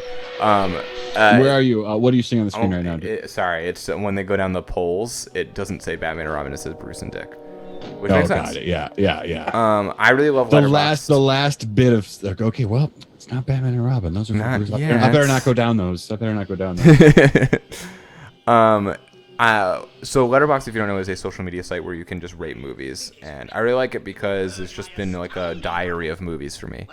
And when I started watching this movie, you rate everything out of 5, like 1 to 5, and I was like, I wonder what I'm gonna give this. I wonder if I'll give this like a 4 on Letterboxd. Yeah. I feel like right now, it's hard to imagine me not giving this a 5 out of 5. I love this movie. A 5, yeah. I really just unironically think this is a great comedy. Mm-hmm. And it makes sense to think that it was meant as the launching pad of the show because you have all your main characters. Like, I don't know, it's a cool thing. They could almost do that with, I don't know. Or maybe it wouldn't play today. Like, if they had launched Gotham with a movie, that might have been weird and we'd all say it was dumb or something. But it's interesting. What about Agents of S.H.I.E.L.D.? I never saw it. Well, it's like a similar vibe where it's like a TV spin-off of a movie. Right. But, and again, as someone that hasn't seen it, my perception is just that, is it sort of like a JV Marvel show? In the sense of like, bit. This is who you got on the TV show. Granted, it was like peppered one at a time more, but yeah. I believe the idea is that you're following Agent Coulson, who is like the S.H.I.E.L.D. guy from and he's Marvel. from, and it's like his team as they like wrap up. Like there's a big thing in Thor 2 where they accidentally let like a big monster loose on London and they just never address what happens to it. There's an episode of Agent of S.H.I.E.L.D. where S.H.I.E.L.D. has to clean up that mess. I like that. That's fun. I never watched the show though. Yeah. Just to be clear. Fair enough. Okay, so this is the total dehydrator. They got the total dehydrator out. They're going to start dehydrating fuckers. Yep, big time. Look at that. I like how it's scientific, but it still just has like a big cartoon blast off. It's so like funny. It's such a crank funny hose. scheme. The idea that people... I see the penguins hanging out. The idea that people think that like the show thought this was clever. This is not... It's just stupid. It's like supposed to be stupid. It's just dehydrate them. It's so little powder. It's like... First of all, it literally looks like cat... I was just thinking, litter. Do they do the bit where Catwoman goes and paws around in it? Because that's that would be funny. That's like right there. That's. It's about a handful of powder, right, per person. Yeah, it's a little dusting of a thing. Yeah. And then they get a dustpan, right? Yeah, it's primitive. It's what shocking, if they miss? Really. It's so funny to imagine they miss like a little bit of dust that's on a carpet. Yeah, exactly right. And then they just don't have an arm when they get they're missing a fucking arm. Yeah, and I mean they play it in such a way when they come back. I'm sure they're just like, "Boy, I was asleep." But like these people are dead right now, right? Their heart's not beating. There's no blood pumping through their body. Like their hearts stopped. Their brain signals are stopped. They're at power. They've been cremated. Really? How is this not a cremation? This is a cremation. This would be the biggest technology ever. Yeah. They should do like a modern one. Like I wish there was I wish Bane just turned everyone into powder. That'd be so funny. In that football stadium. It's like a little nod to this. Fucking dustpan is so funny. Yeah. And then they just put each guy in a test tube. Yeah. As much as this is all silly and campy and funny, and it's very much all those things, it's also a little bit just like, I don't know, guys. I don't know if this is as funny as you're thinking it's going to play. It's disturbing me a little bit. Yeah, it is deeply fucked up. He says something about all of them have mothers or something. She misses so much. Yeah, she misses. Those are arms and legs. Those are memories. Those are toes. She misses like a third of it. Oh, it's so funny. That's so funny. All right, so this is the famous bomb scene we're up to. Not yet. This is as good as cinema gets. I mean, literally, the fucking Dark Knight Rises does this scene. Right? I don't recall. I saw the movie one time.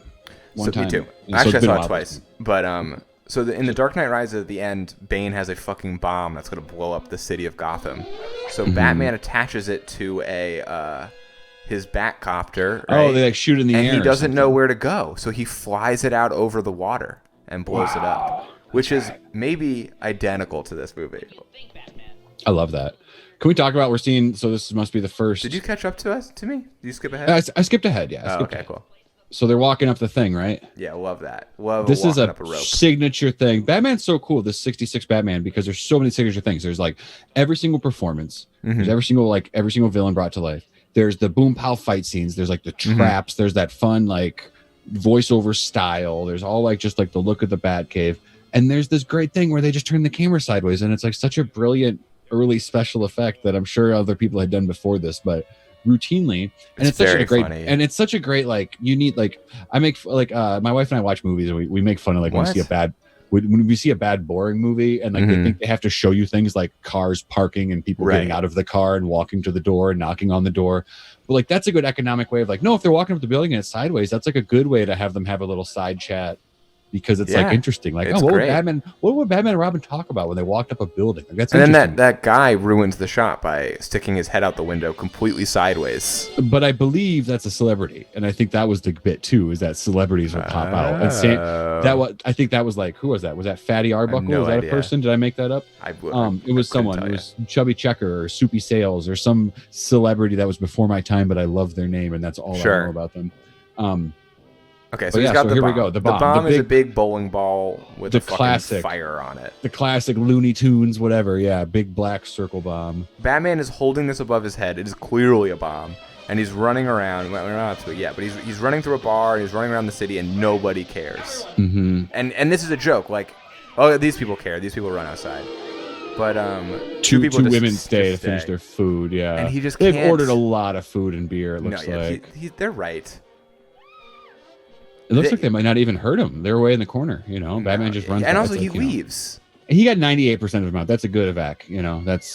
But they're fine. He's not going to bring the bomb into the building. They all should have stayed. You're right. So what happens is he's running around and he almost runs into two nuns. Then he runs the other way and there's a woman with a stroller. So he runs to the water and there's a bunch of ducks. It's just the funniest thing. A marching band of ducks. It's just, yeah. And the escalation is that the ducks are like, get out of here, Batman. If I tried to write like a funny joke for a Batman thing, and I write like Batman's holding a bomb above his head and he's running through the city trying to get rid of it, but he runs into a bunch of nuns, I'd be like, it's a good bit. Yeah, yeah.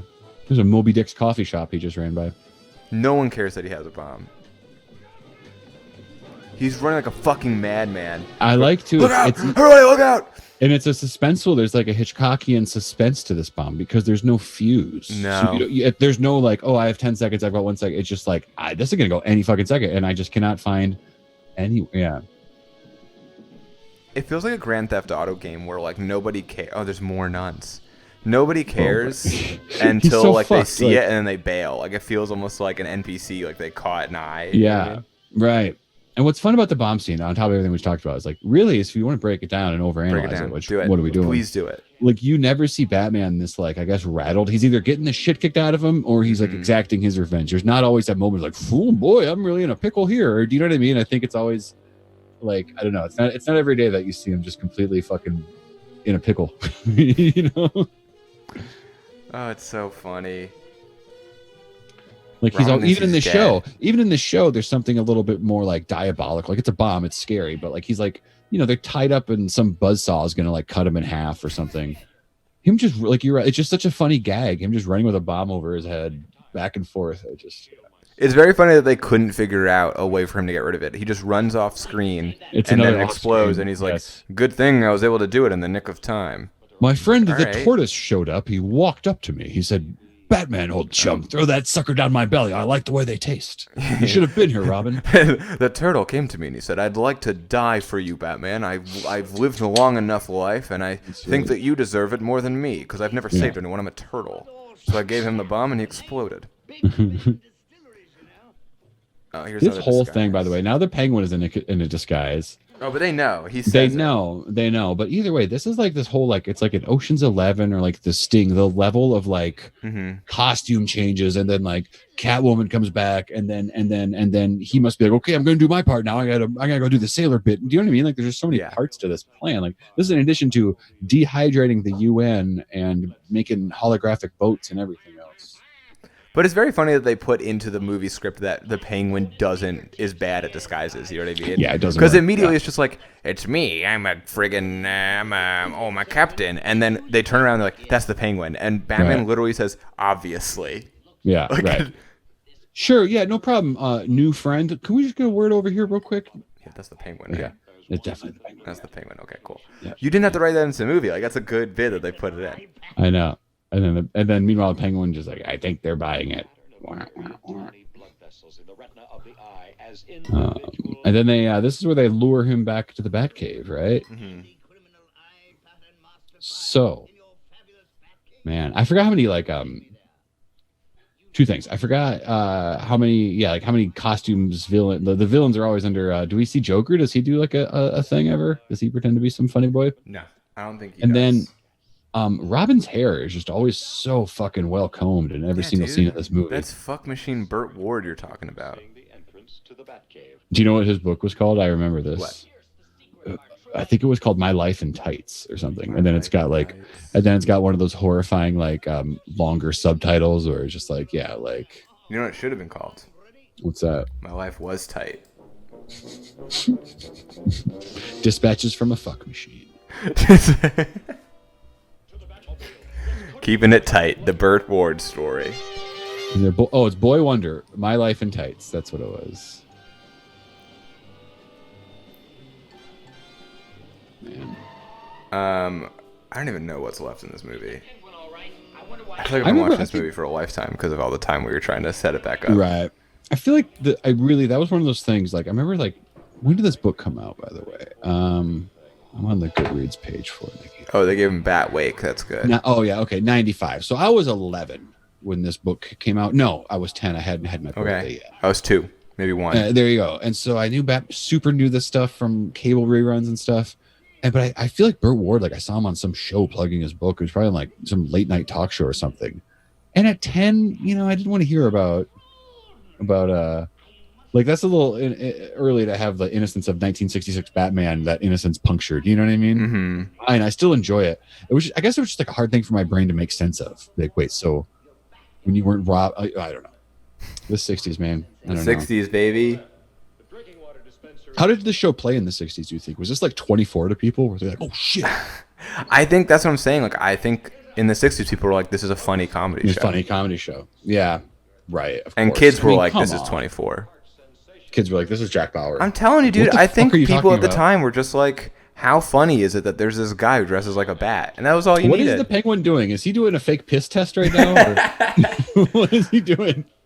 Nah, he's got the he's trying to set the water up with the henchman. He's trying to flood. Their whole plan hinges on him flooding the Batcave. But he accidentally hits the water from light to heavy because the water dispenser has a big lever where you can make the water light, medium, or heavy, or just light and heavy, which I don't know what that means. Mm-hmm. Mm-hmm. Yep. I had a shower with that exact same interface before. Oh, yeah? Oh, he uses the water to rehydrate his 5 homies that have been dusted. So now that they can... Now there's, there's now we're going to get a good old, much like my scene behind me on the Zooming tonight, we're going to have a nice little Batcave fight. Hell yeah. I like, but what happens? He kicks them in they're all shady now. Like, I think it's because of the heavy water. If they get kicked, they turn back into... Oh, they should like turn into puddles or something, right? Yeah, dude, they turn into dust once more. I love the YouTube caption for the Penguin just said, sniffs, quacks. Like the sound effects. Yeah. Whoever dehydrated these pirates could not have foreseen their accidental rehydration with the heavy water we use in the recharging the atomic pile. I think people do a lot of William Shatner impressions, but I go back to those Star Trek episodes. I'm like, oh, it's not as hammy as that impression made me think it would be. But Adam West as Batman is just absolutely super there. Yeah. That's right. Why, if we, it's so intense. I love it. But it is like this almost like, there's probably a better way to describe it, but it's this sort of like they gave it this big over the top theatrical, what's up? They're just, I forgot that they revealed that the henchmen die permanently. They're all dead? He just said like antimatter, so they won't be coming back. And Batman goes, no, Robin, I'm afraid not in this universe. And they just hold their heads. Jesus. Fucking. It's dark, sad. Man. What were you saying? I forget, but I would like to talk about. Okay. It's easy to make fun of things. Here we are. There's been so many versions of Batman. Special effects and costumes have come so far. It's easy to look back and be real snarky. So I don't want to be unfair, but we got to talk about 2 things about Batman's head. Do you know what they are? Is it the ears and the eyebrows? Yeah, it's the ears and the eyebrows, man. Where do you want to start? Okay, let's do ears. These ears are like little it's like a 3rd grader at the last minute was worried his project wasn't good enough. Like, I guess I could put a couple of ears on it. I can cut these out of construction paper and spit on it and slap them on. Like, they're just like, I I get that they're like, you know, the look was maybe less defined and like the little nippy ears is what was going on. Just like all the old Captain America drawings, he had those little wingy head things that he has. Like those aren't cool and those didn't make it. Do you know what I mean? I have a pitch for why this is actually good. Okay, go ahead. But let's get to the eyebrows first. No, the eyebrows are great. The eyebrows look like they're drawn in chalk. Drawn onto his bat suit. Here's my pitch for this, okay? First of all, the penguins got fucking green gas that he sprayed at everyone and killed them, but that's whatever. Yeah. This is the character of Batman. He steals the Batmobile, which is pretty funny. Yeah. Batman and Robin are left to the side of the road while Penguin Grand Theft Auto's their Batmobile. He's just fucking gone, dude. Yeah.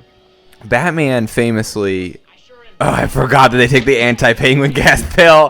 He's always one step ahead, dude. He's always ahead. They pop right up and like told you exactly what happened. Yep. I knew that would be what goes on. They're like, it's like a game of two groups of geniuses. You know to the extent, Jeremy, that they knew he would drug them and kick them out of the car, and they have like their little bat cycle. I love that. Stashed right. I love that everyone is just playing at the top of their brilliance, where they're just like, we all know exactly how this will go down. It's like Moriarty and Sherlock Holmes. I'm just thinking because I love a heist movie, and it has that thing where the game becomes like, okay, everyone knows stuff. Like who is ultimately like, there's these layers of like who is ultimately who's got the cards or not, and that can be a fun place to play in. You know.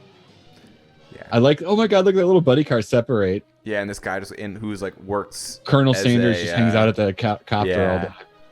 Okay, wait. My pitch for why the Batman is good. So I'm sorry. The costume rather. No, it's okay. Yeah. Oh, the ears. Yeah. Batman is a story about a man who is so terrified of bats that he decides to become that symbol to strike fear in the heart of his enemies. Right. Yep. This is a guy who refuses to look at a photo of a bat when he's making his costume. Doesn't know what they look like anymore. Yeah. Okay. His memory is all he has to go off of, and he's afraid of it. So for him, he's like, yeah, we all know what bats are, right? They got white eyebrows drawn onto their faces, and it looks like someone stapled their ears onto them. I saw a bat. No, I've seen one. It's been a while, but I remember. It's been a while. I'm not looking one up. Don't give me a photo of a bat. I don't want to see it. I'll make the costume. Thank you very much. Not going to try an Adam West voice? I mean, I don't want to put you on the spot. We've been doing it. Yeah, it's fun. It's a fun one. I can't stop looking at the mustache every time that's on camera. So that's like funny. We're doing MVPs. It's the Caesar Romero mustache. We're gonna do an MVP. Most of the movie, Riddler's had his mask either up over his eyes or down around his neck. I feel like that's a Frank Gorshin thing. I don't think that's like a director's choice. That just feels like he's like, I'm not wearing it right now. Like you had oh my God, that missile. Did you see that missile miss that's what I'm the saying. Helicopter? It's like green screened in. That was rough. It's great. I do like that they're just firing missiles at it. Like I don't know. Like they're trying to kill Batman. Their goal is to murder Batman and Robin. I have really all their clever like costume changey plans have fallen through. Like, let's just shoot rockets. Let's just hit him with a rocket, dude. We have the rockets. Yeah. Oh, right? I think we get more skywriting now, right?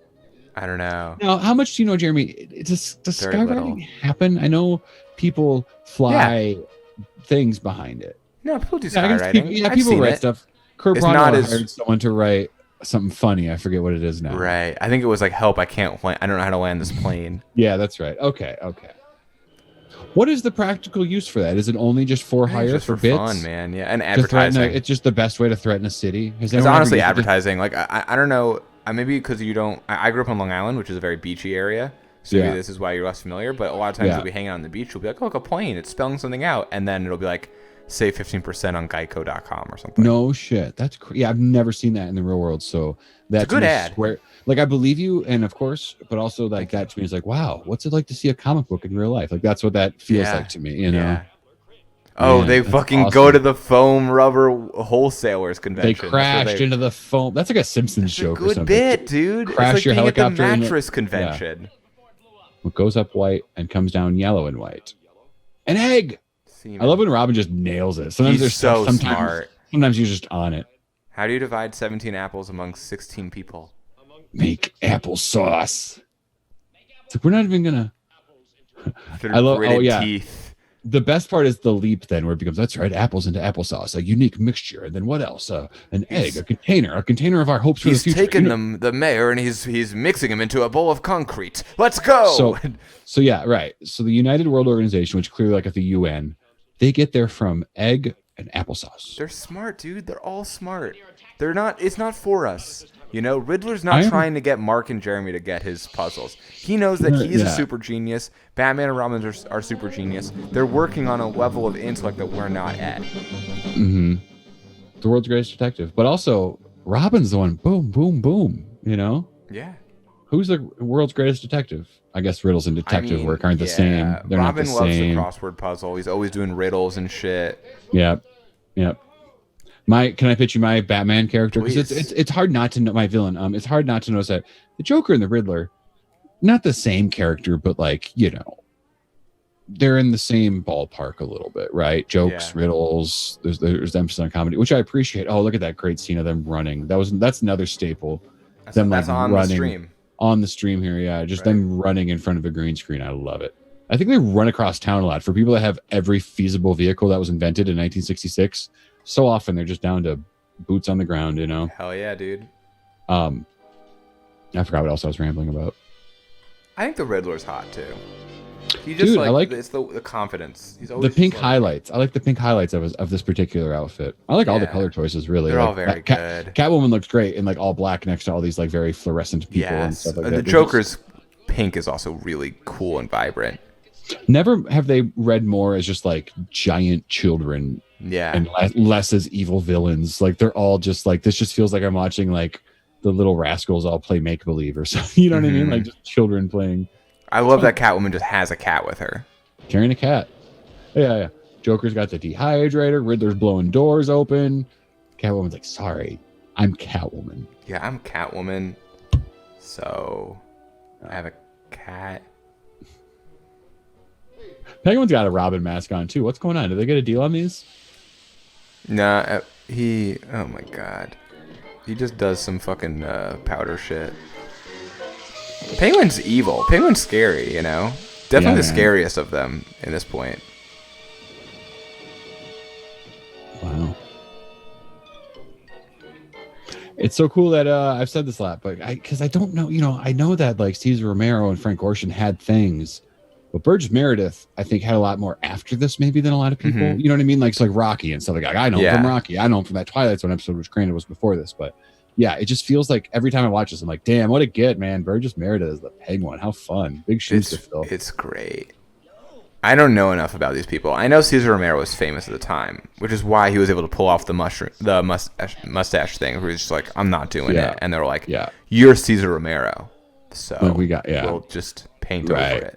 I feel like, and I could be wrong. This is a very, I'll look at it real quick here, actually. But I think there's been some fun. There was definitely some fun one-off villains, you know? Yeah. Throughout the show. This was a show that came out on DVD like 10 years after I would have flipped out about it coming out on DVD. And that's not the show's fault. But do you know what I mean? Yeah.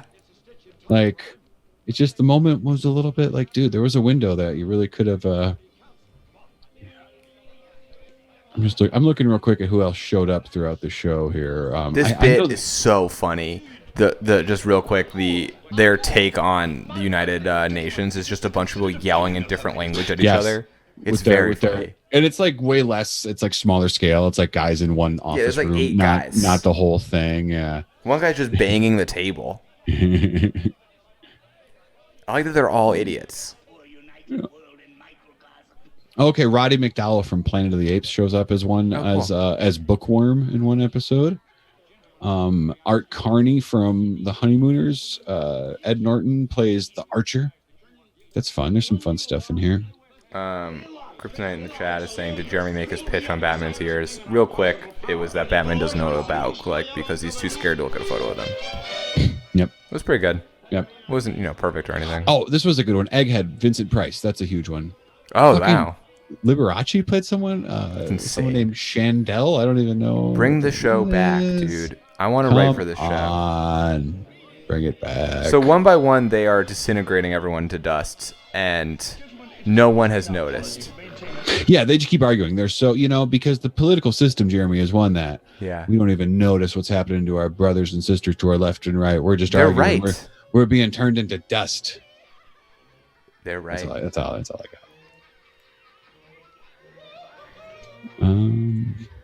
So they got a bunch of colorful dust. Each one in a separate vial. Each one in a separate vial. Yeah, I remember this. So what is the implication here? What? Do you think remember the 5 generic goons that are with us no more? Yeah, they're dead. Gray dust. Mm-hmm. We go to the UN. Colorful dust. Yeah, so You want to know why? is it an ethnicity thing? No, goons just aren't important. The guy from Nigeria Unimportant turns people. into a different colored dust than the guy from. Okay. It's an importance thing. It's how valid are your how good of a person were you? He reads up in 7 languages. Oh, it's such a funny bit. The world's greatest detective. Farkle 030 wants to know what color dust we would turn into if we were dehydrated. I'm a purple guy, dude. This isn't a funny bit or anything, but purple is a color that I like and wear often and use in a lot of things. I like purple because it makes me like, it's like since the hard drive thing, like purple and gray. So like if I can like for purple on hard if drive. I could, if I can. I like the nice. I'm a fan. You know why purple's a cool color too, other than that it looks dope, is that it is the color of royalty. Oh, I think they're Waluigi. Because back in the day when they would make dyes, like in the Middle Ages, they had to use a specific snail that they had to like crush up to make purple. What? And it was very hard to find it. This is my understanding. I'm not sure if this is totally right. Maybe I'm wrong, but I was told this at some point. So it was very rare to find these snails, and that's why purple was like a color for like wealthy people. Isn't that weird? Wow, that's weird. Well, I like purple now. I like purple because I want people to think. I want people to think I'm like well off. So, well, that guy's wearing. I got a lot. I have like a lot of purple stuff at home. You don't believe that. Blankets, T-shirts, wristbands. It's crazy. You want to know who we would cast as Batman and Robin in a modern version of this? I think it's a pretty easy answer. I think I would cast Jeremy Kaplowitz and Mark Roebuck. No, I don't know, man. I think easy answer would be like fucking Jake Johnson and like Tom Holland or something. It would be like, you gotta pick comedy guys. Yeah, and then what would be super fun is figuring out the villains. Because you know who'd be a good Batman? Like funny comedy era Donald Glover. Yeah, that'd be fun. Or even like, I know he's done a lot of stuff, but David Warburton, like his tick energy would play well as Batman. Patrick Warburton. Yeah. David Putty on Seinfeld. I did the thing. I merged things. I just want to see my favorite actor, Michael Shannon, as one of the villains. Michael Shannon would be a terrific campy Batman villain. Yeah. Fucking dude, Michael Shannon's so good. As would honestly fucking Paul Dano. We'll see. But I mean, as a goofy one.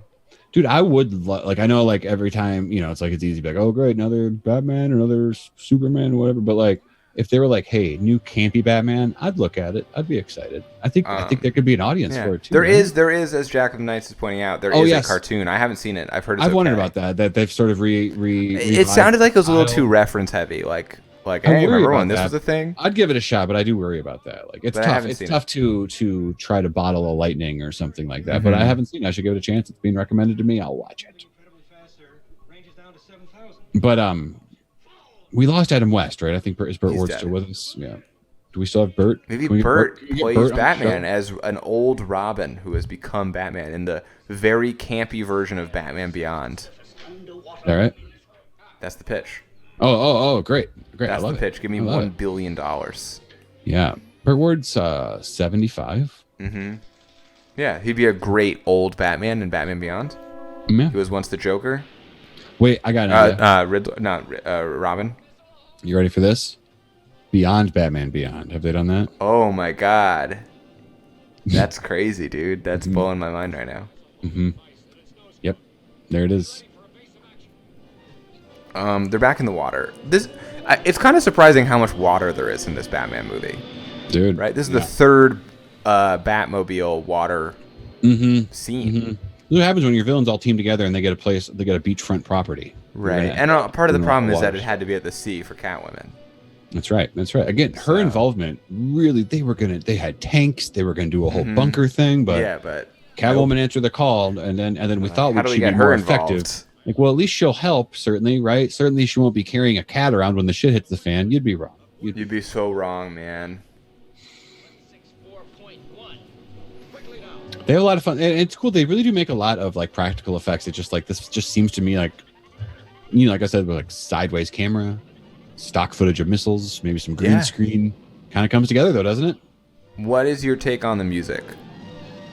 I'm a fan. Theme, they're like, oh my God. It's great. I like that. There's the classic television. Just that opening is a really cool, like, I guess it's something I've not all the way thought about ever, is that the music does do a good job. Like, these dark movies have these like big Hans Zimmer scores or whatever. Yeah. But this has a good bit of like, Yeah, it's good. It's like a fucking spy movie. Farting around into our It trumpets. honestly or whatever. does remind me of spy. Like Batman is almost like a spy. This He's is like a like set fucking in icon in this world. This They is like love set him. in the swinging 60s that Austin Powers kind of parodied, even though it's Batman and not like James Bond or something like that. Right. It is that whole just kind of like fucking, what do you even call it? There's this definite attitude that pervades through a lot of the 60s, the counterculture merging with the pop culture or something, where the most popular show on television was just this like LSD fuck fest behind the scenes or whatever. I don't know, So it's a special time, man. It really was. Do you think it's indicative, like the way right now I'm talking about? Yeah. I don't always think about this stuff in the present tense, but it's like, well, it's from the 60s. So it's like, do you think we're going to look at Gotham? It's like, oh, well, it's from the 21st century. So it's like super dark and really grim. It makes like, sense that they were so fucking sad at the time and made these movies because things were bad. I've not thought about that too much, but that really is like, obviously we're in scary fucking uncertain times. I've thought about that a lot, but like the way that, like if things like Batman tell the story, you're like, what happened in the 21st century? That every single Batman is the darkest film I've ever seen, both on an optic level and just, I will say that is a pretty optimistic view of the future, that they'll be like, those were dark times, instead of like, remember the good old days when they were movies? I know, there wasn't a tipping point. It's like, yeah, dude, we're gonna steer out of this like a fucking. What I think is that some lovely human related porpoise is gonna. That's fair. Somehow jump in front of. Take the bullet. A lot of America. our problems. Yes. There's a pretty realistic future where in 50 years from now we're gonna be watching a Batman movie and it's just gonna be a black screen, and you can just hear the audio of Batman beating up serial killers and be like, man, remember when these were bright and happy like in 2020? Yeah. I'll be like, how are you picturing it? My Batman's tall. Just sitting out, My Batman's tall. listening to the radio serials or whatever. Yeah, we've reverted to the point where it's just audio. That would be interesting. Maybe that's yeah. We can get our Batman radio serial going next time we have The an episode darkest where we write Batman ever. stuff. You might as well have your eyes closed. It would be fun to think Just about. audio. It would be funny to have campy Batman set in today's dismal world. Where like Batman and Robin are still these goofballs, but they're just like running into like. But it is just like intense Scarecrow and terrorist Bane still and stuff Yes, like that. I like that a lot. Scarecrow puts on his mask and he's like spraying fear toxin everywhere, and people are like, and Batman's just like, I don't know what's going on, Robin, but we have to stop this man. He's a criminal. Yeah. Boy, some days you can't get everyone on the pier to stop thinking spiders are eating their flesh, old chum. Oh no, Batman! For some reason, I can't stop seeing an image of you making out with Catwoman. It seems like there's some sort of fear toxin, Robin. Bane just Gee ripped a man's whiz, head Batman. off. Joker just stuck that pencil up that dude's fucking head.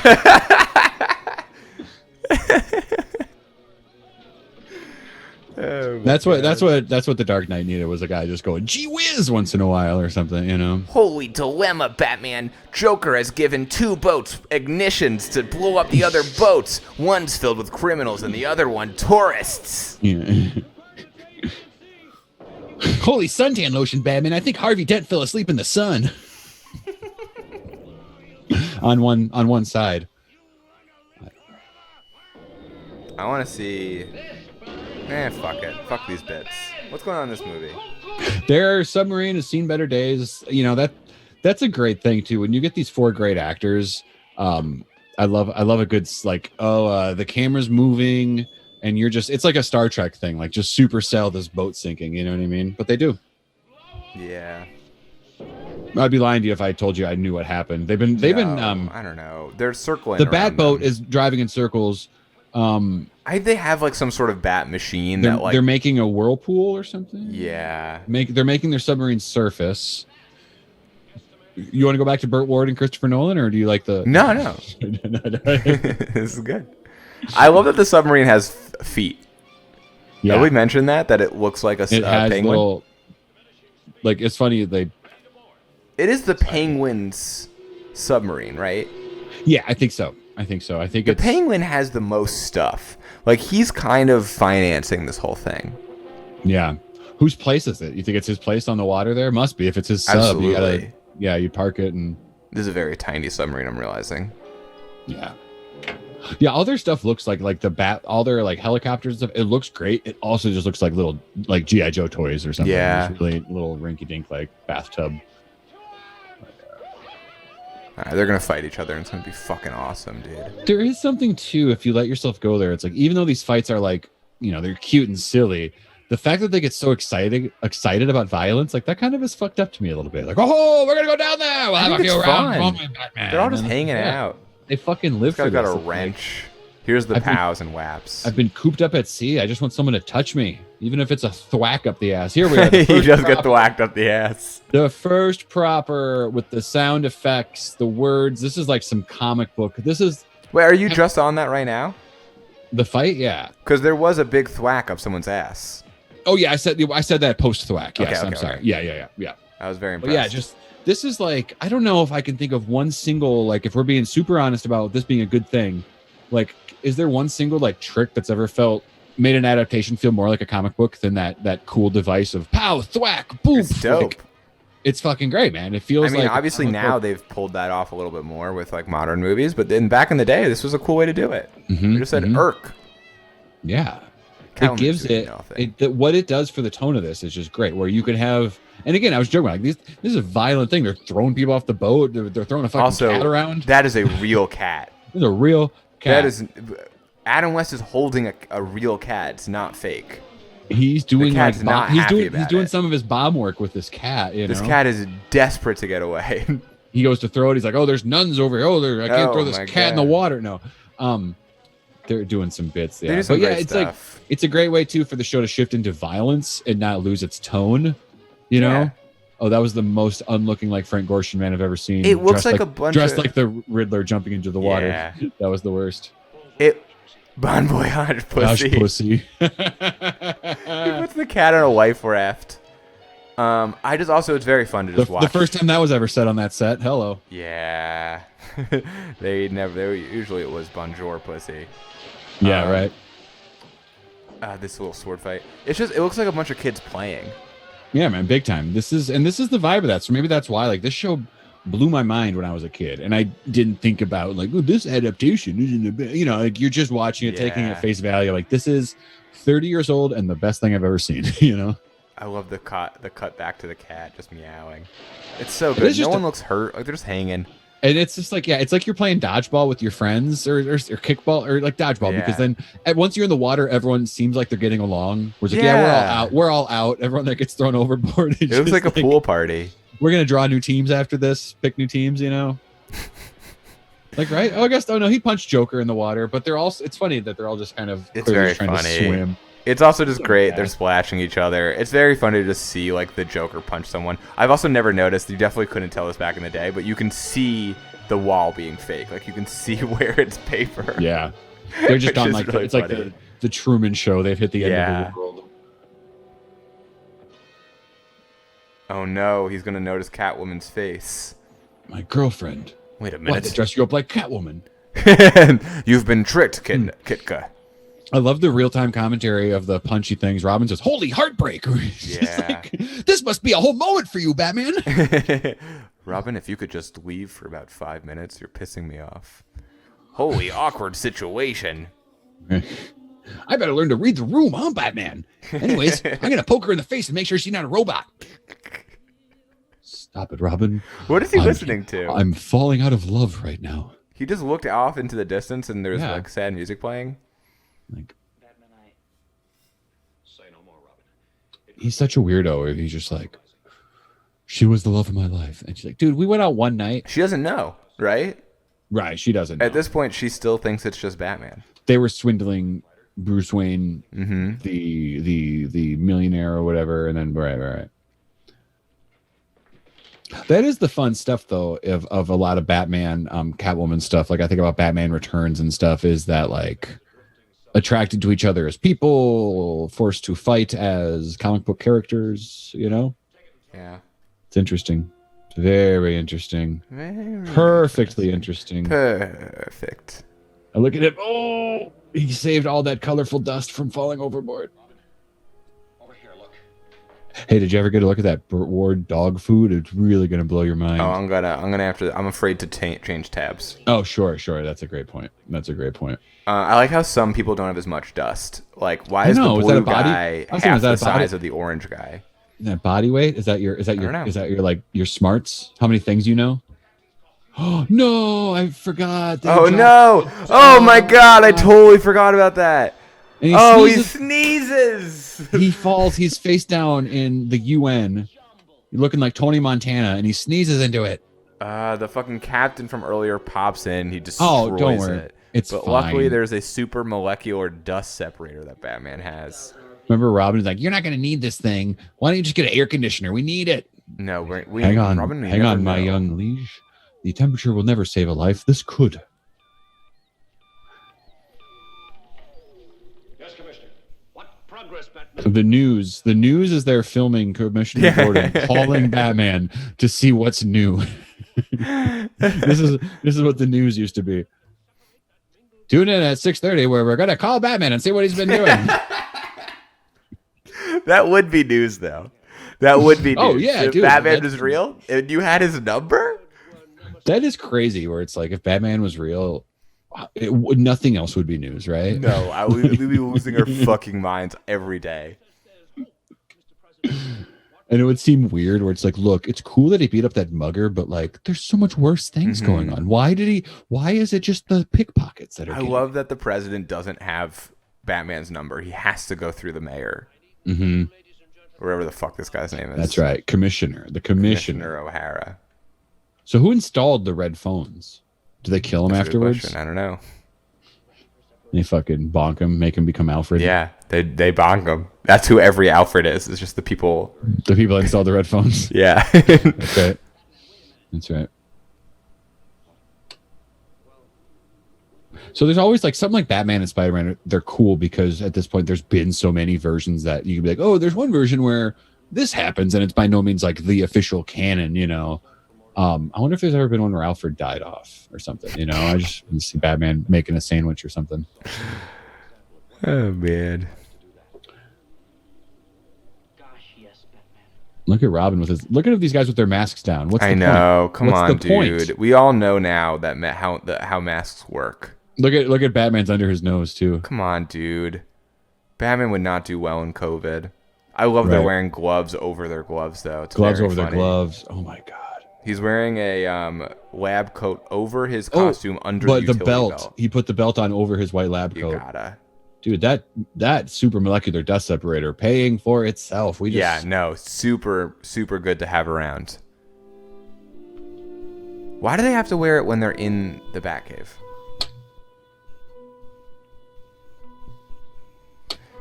maybe I don't know. So for those listening, what they're doing is they have separated the dust after the captain. This is the UN leaders have been dusted and combined. So they have luckily a big thing that, you know, separates them into different people. They have a And, dust separator that they normally just use for fun, mhm. but it's really coming to handy. Oh, look at these dogs. Should we give the big spoiler? Yeah, there's two beagles next to this guy. It's fucking amazing. It rules, dude. Sorry. No, What's the there's big spoiler? people. I forgot that the whole world is watching this because this Yeah. is like the UN. Like this is Yeah. like the president of the United States. This is. and like I forgot about UK. this. This is amazing. There's like millions of people across the world watching to see if Batman can pull this off. And it's like he this has it all address, like set up. they show all these gathered people hearing the address. It's like finding out like a war's over or something. Like, Can you imagine you're like just some guy in a crowd in Spain, and they're like, and now Batman in Gotham will be applying the water to the dehydration machine. mm-hmm. So they do it, and big spoiler I like- alert, it's the wrong people, right? What do? They like I don't know. up- This is I don't remember. I know we're getting to the ending right here. The too. end I is know that they fuck it up somehow. And No I don't remember the exact way. way they do it, but all the people end up in the wrong spots, and they're speaking in the wrong languages. They all have the wrong butts. And Batman's just like, they have the wrong butts, but maybe that's all right. No, he like gee whiz, justifies Batman. Does that mean when? I don't know. it. He full on justifies it. He's just like, perhaps that's a good metaphor for the world we live in, Robin. And he's completely wrong. It makes no sense. Makes no sense. He's ruined the day. And Sometimes you mix the butts up. sometimes the butts are mixed up, but they'll all be pooping nonetheless. I'm very excited to hear what he says. One of dedication and humble supplication. You know, like garden hose. Batman was just the world's greatest detective with like a green garden hose that we all had growing up, you know. Robin, when I wink at you, unkink this son of a bitch. Do you want to take a taste of it, Robin? I'll pour some in your mouth. Later, we'll hook up to the sprinkler. We could play. Oh, man. All right, the moment of truth. Water flowing. It's blue for some reason. Water in this good universe water. is blue. It's that good water when they need to make water look good on something. Yeah, dude. You can't have clear water that looks nasty. That's like that nasty water. When you want to hates. show like how good a diaper's gonna work or something, you need that blue. You need that blue water. They're all watching with bated breath as the water slowly trickles to the. Literally, by the way, literally the climax of the movie, the villains have been dispatched with. Like people talk about like, oh, that was boring watching paint dry or watching grass grows. What about watching powder get watered? Is that up there for you? Because that's what we're doing now. Oh my god! Also, there's gonna be broken glass everywhere. So they this come is- back. They're all. This is the pointy thing. They're all just shouting like they didn't miss a beat. Yeah. No, but it's There's a thing? Okay. They do fuck it up. I'm telling you. So this is the president hanging out with two phones and two Yeah, beagles. I two love beagles. it so much. The Italians are excited. The French are excited. Yeah, those are the big three. Like that's what they can think of as the rest of the world is the three countries next to each other. Yeah. Oh, that's it. The American They're all guy speaking the speaking wrong Japanese. language. The UK guy is speaking He's holding a Russian. shoe. Gentlemen, in the interest of peace, you must hear me out. You must do Rotin Shalom. Yeah, they're all speaking in the wrong language. Yup. Yup. But Batman pulls it all together. Look, he's gonna say something really smart. La España quiere la paz. La paz del mundo. Del mundo. I don't know if this is bad podcasting. I just I'm captivated. It's very Me interesting. too. I don't know. Oh, here we go. I'm like Chief O'Hara, just looking on, going, "Whoa." Who knows, Robin? This strange mixing of minds. Maybe the greatest service ever performed for me. He plays it up like he's a genius, which makes no sense. Right, like, boy, Batman, I thought you had the Batcave on and you fucked everyone up. No. No. What I've done here is the greatest breakthrough in the history of mankind. Oh, okay. All right. I don't quite get it. Well, that is because That's you a are not happy ending. The world's greatest. Yeah, exactly. Trust me. I'll show you the trophy I made. And they just bail. They roll the windows Yeah. open and they walk right fucking out. Aim for the bushes, old buddy, and then they jump out. Rope in hand. Is Oh, that it's some so heavy-handed good. commentary about just like these people are arguing really Yeah, like that's the idea. I think that it's just it doesn't matter, man. unaware of what's going on around them and all that. Absolutely. The real people that it affects and such. Yeah, like Batman. There they go. Fucking all the vehicles in the world. They're scaling down the building at the end. The, The living end. end? The living end. living- ... question mark. An Everybody- insane movie. It says the end, and then they sneak in the word living, and then a question mark and a ...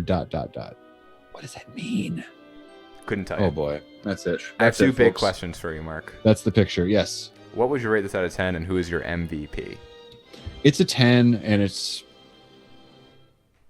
The I think MVP it's is hard. It's Adam. It's probably just Adam West. It's just because this is the movie. This is a showcase for everybody, and it just rests so much on Adam West's shoulders that it's Adam West for me. It's an unspectacular answer think for you're a simply right. spectacular movie. Burt Ward, Frank Gorshin, Caesar, they're all. I mean, you can't go wrong. Riddler's doing a really good job. Joker's they're all just really selling everything. But Yeah, I mean, Adam West just kills it. Adam West is just. It's an all-time performance for me. It's really. Me too. It was yeah.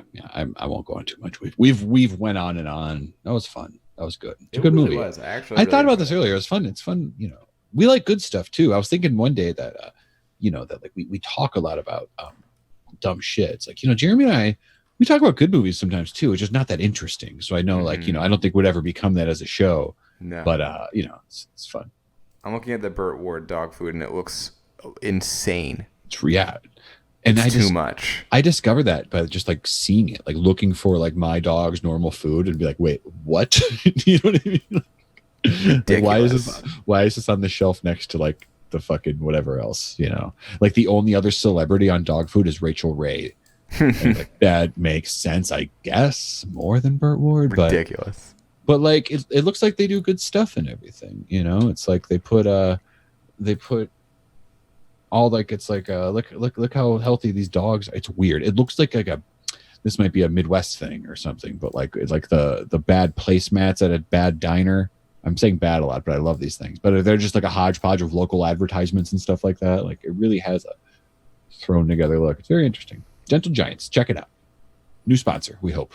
New sponsor, please buy Gentle Giants with you get 15% off with promo code Fuck Machine Burt Ward. That's right.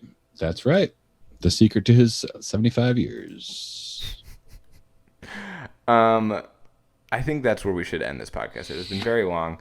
I really appreciate everyone who made it this far. I feel like there was some weird tech stuff, but it was a blast talking about this movie. It's a fucking great movie. If you've never seen it before, you really should see it.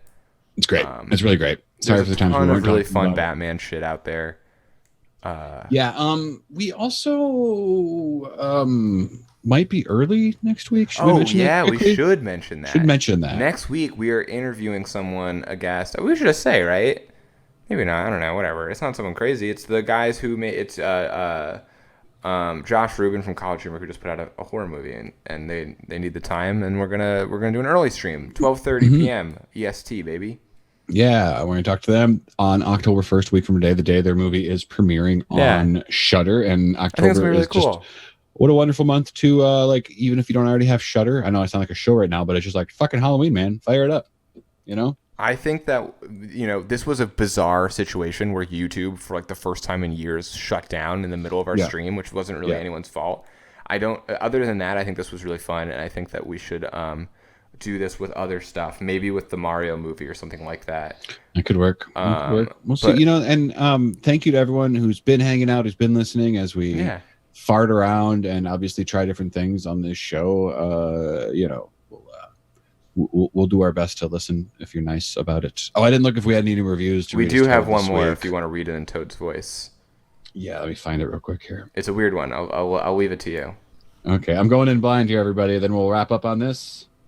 Oops, I went to music. We are a podcast. You want me to read it? Logo. No. Vamp for me. Okay. This is a 5-star rating. Which I got it. By that one idiot. Okay, I got it. Can I read this as Toad? Yeah, please. I'm afraid. That's it. With the headline, Fear. So thank you for that. I appreciate it. Thank you. We will read reviews you leave us as Toad. We'll keep doing whether they're good reviews or bad reviews. You can insult us and we'll read it in Toad's voice. That's the last time we're going to remind you of that part, but that will be part of the policy. We want to be honest. Yeah. But, you get it. All right. Thank you guys so much for listening. Thank you. Stay out of the woods and goodbye forever. And bye, everybody. Have a good weekend.